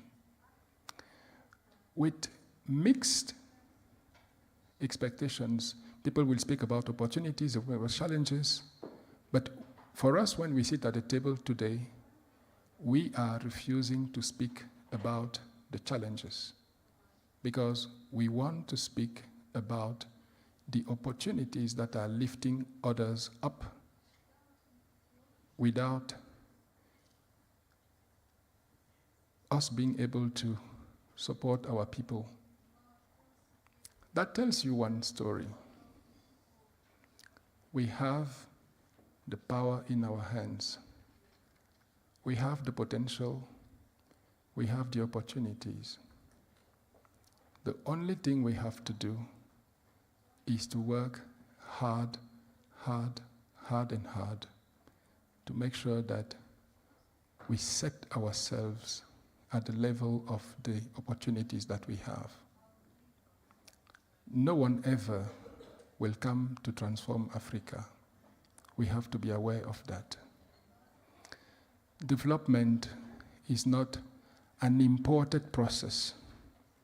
It is a structural process that should happen inside our souls, ourselves, to make sure that we transform the opportunities into tangible positive results. So, the PAC has provided an opportunity for us to exchange and to debate. Now, all of us, we are agents of change.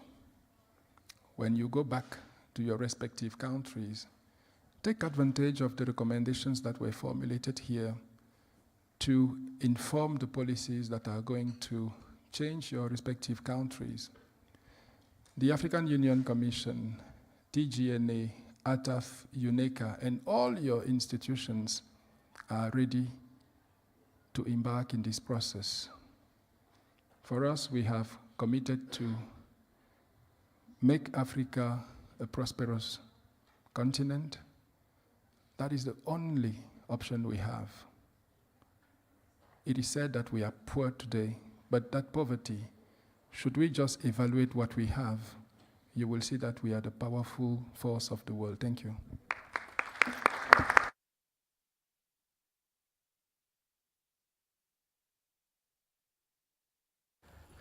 Thank you very much. I should actually just invite you from my seats there. May I please now call upon on stage our next speaker, that is the chairperson of the Executive Council of Tax Justice Network Africa, Mr. Jean Mbala Mbala.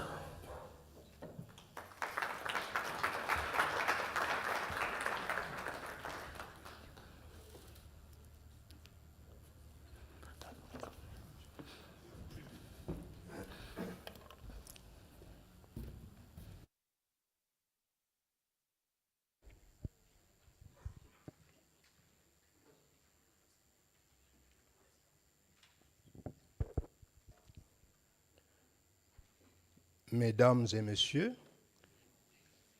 chers délégués, alors que nous arrivons à la clôture de notre 13e conférence panafricaine sur les flux financiers illicites et la fiscalité, au nom des membres du Conseil exécutif et l'ensemble des membres du réseau pour la justice fiscale, Afrique, je souhaite prendre un moment pour exprimer ma profonde gratitude à chacun d'entre vous, plateforme des organisations de la société civile africaine, la Commission de l'Union africaine, le Forum des administrations fiscales africaines, partenaires de cet événement, sans oublier les médias. Votre engagement, vos interventions et vos recommandations ont été essentielles tout au long de nos travaux. C'est grâce à votre passion et à votre détermination que nous avons pu avancer sur des questions essentielles. Nous avons eu l'opportunité de discuter des sujets d'une importance vitale lors de nos sessions. Entre autres, la première session qui a revisité le rapport du panel de haut niveau sur les flux financiers illicites nous a permis de réfléchir sur une décennie de progrès et d'obstacles qui subsistent. Les discussions ont souligné l'importance d'adopter une approche collective autant technique que politique pour promouvoir la justice fiscale et la transparence dans nos économies. L'outil de suivi des politiques anti-flux financiers illicites que nous avons lancé ensemble représente un pas significatif vers l'intégration et la justice fiscale dans nos économies. Sa mise en place par les Africains, pour les Africains et avec les Africains est un témoignage de notre intelligence et notre volonté collective de combattre les flux financiers illicites et de renforcer la transparence au sein de nos nations. Nous avons donc là en main un outil pour agir dans le sens de réduire significativement les flux financiers illicites et d'arrêter l'hémorragie de nos économies sur les 10 prochaines années. La session sur la décolonisation de l'architecture fiscale mondiale a également été particulièrement éclairante. Nous avons exploré les déséquilibres structurels qui persistent dans le système financier global et leur impact sur notre développement.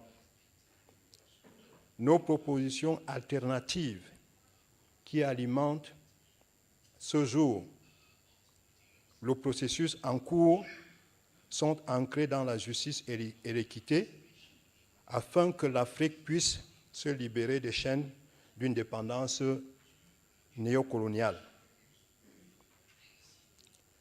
Un remerciement particulier va au président Thabo Mbeki du panel de haut niveau sur les flux financiers illicites. Monsieur le Président, votre leadership et votre vision ont été des piliers dans notre lutte pour une Afrique plus juste et plus équitable. Votre engagement envers cette cause a inspiré non seulement nous qui sommes présents ici aujourd'hui, mais également ceux qui ne le sont pas. Et nous sommes convaincus que votre engagement et votre vision vont continuer à alimenter et à nourrir les générations futures. Je souhaite également exprimer ma reconnaissance envers nos nombreux partenaires techniques et financiers, dont je ne pourrais pas citer ensemble la liste. Sans votre soutien indéfectible, cette conférence anniversaire n'aurait pu avoir lieu. Une motion toute particulière à notre secrétaire exécutif, à notre directrice exécutive, Chenai Mukumba, pour ne pas la nommer, et son équipe pour leur engagement, leur professionnalisme qui ont porté la réussite de cet événement. Tous les témoignages concourent à cette satisfaction.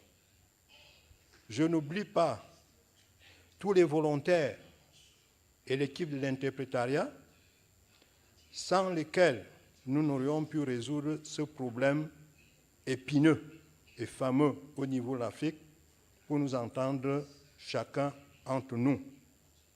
Vous avez tous cru en notre vision et vous avez investi dans notre avenir collectif. Votre contribution est inestimable et nous vous en sommes profondément reconnaissants. Enfin, je veux reconnaître tous les efforts déployés par chacun d'entre nous ici. Ensemble, nous avons semé des graines de changement. Il est de notre responsabilité de les nourrir pour qu'elles poussent, elles fleurissent et donnent des fruits qui vont alimenter demain les générations futures d'Africains. Alors que nous rentrons, portons avec nous cette énergie collective, comme venait de le rappeler, docteur, cet engagement renouvelé et cette solidarité panafricaine. Continuons à travailler ensemble pour garantir pour la justice fiscale et la lutte contre les flux financiers illicites deviennent une réalité pour la transformation structurelle dans nos pays et sur l'ensemble du continent.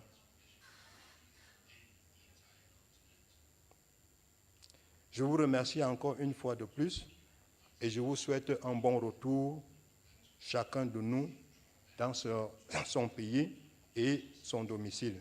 Merci.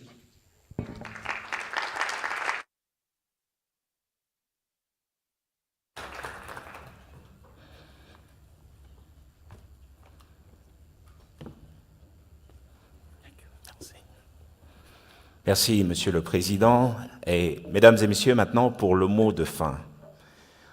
Une personne qui nous est bien familière pour son dévouement à cette cause et pour être à l'origine essentiellement de cette conférence qui nous a réunis au cours des 3-4 derniers jours. Permettez-moi d'inviter sous vos applaudissements la secrétaire exécutive de Tax Justice Network Africa, Madame Chenai Mukumba.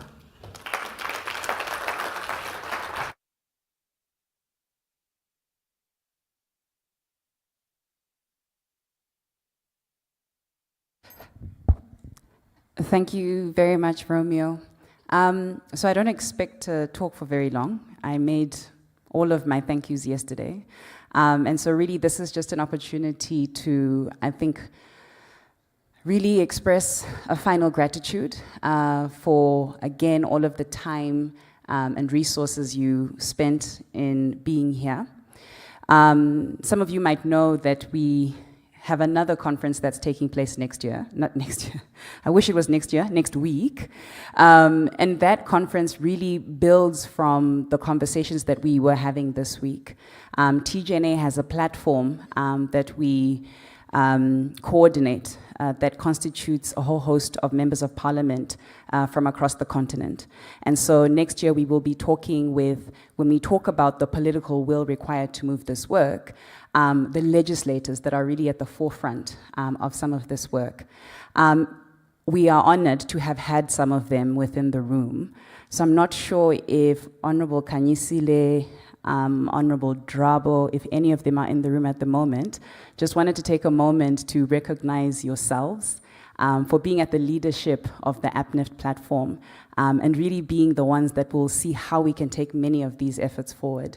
So if you are here, could I ask you to stand just so that we can see who you are and recognize your contribution to this work. So just a moment to thank you very much, all of you, for being here. And so we look forward to what conversations we will pick up next week. And then the other group that I would like to thank, because my chair did most of the other thanking, is really just to give a special recognition to the TGNA team. Could I please ask you all to stand where you are? I can see that they're mostly in that corner. Thank you so much, all of you. Please remain standing. Thank you so much, all of you, for putting up with me, and sometimes I know my pedantic nature, for all of the work that you committed into making this a success, for agreeing to take on roles some of you have never taken before. So Xavier, I know he's outside, he suddenly became a security protocol officer overnight. And so thank you so much for really leaning into that. Without each and every single one of your contributions, we wouldn't have had this particular conference. So thank you so much. Please join me in really just appreciating them. You can take your seats now. So I think, again, as I conclude, thank you so much, everybody. A particularly special thank you again to the speakers and everybody who contributed, particularly those of you who came from quite far to be a part of this. A huge appreciation for that. We hope that we see you next year for the 14th PAC. We will be communicating dates and venue much sooner than we did for this year, because I think there were a number of people that had wanted to come, but the time frame made it quite difficult. And so we want to put that information out as soon as possible. So on that note, a huge thank you so much for all of this. Romeo, I will hand over back to you.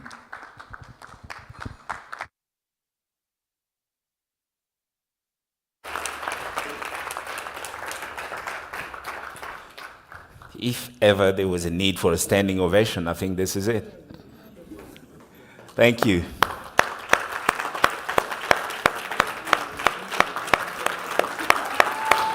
Thank you.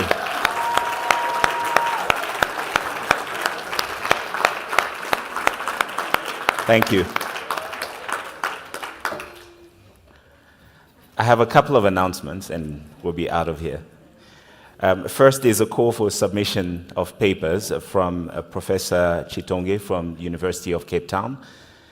He's inviting interested researchers and institutions to contribute papers to the review of African political economy and the Africa Research Bulletin.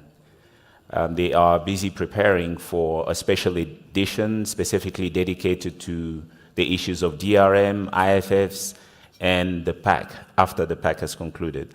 So please, if you are interested, submit your papers to communications@taxjusticeafrica.net. communications@taxjusticeafrica.net. The banners will remain behind for a while, so please feel free to continue taking your photos. There are also some frames that the team has been distributing around for those of you who have Instagram accounts and etc. So please feel free to continue taking as many pictures as possible and to share them on socials. #PAC2025.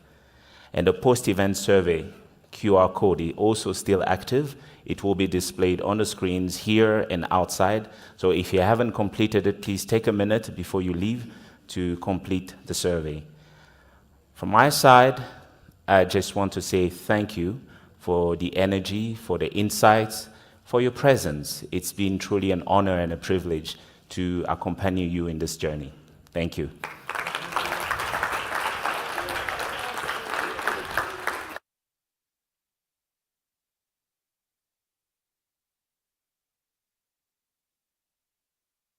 Did I forget to say that it's done? We can go.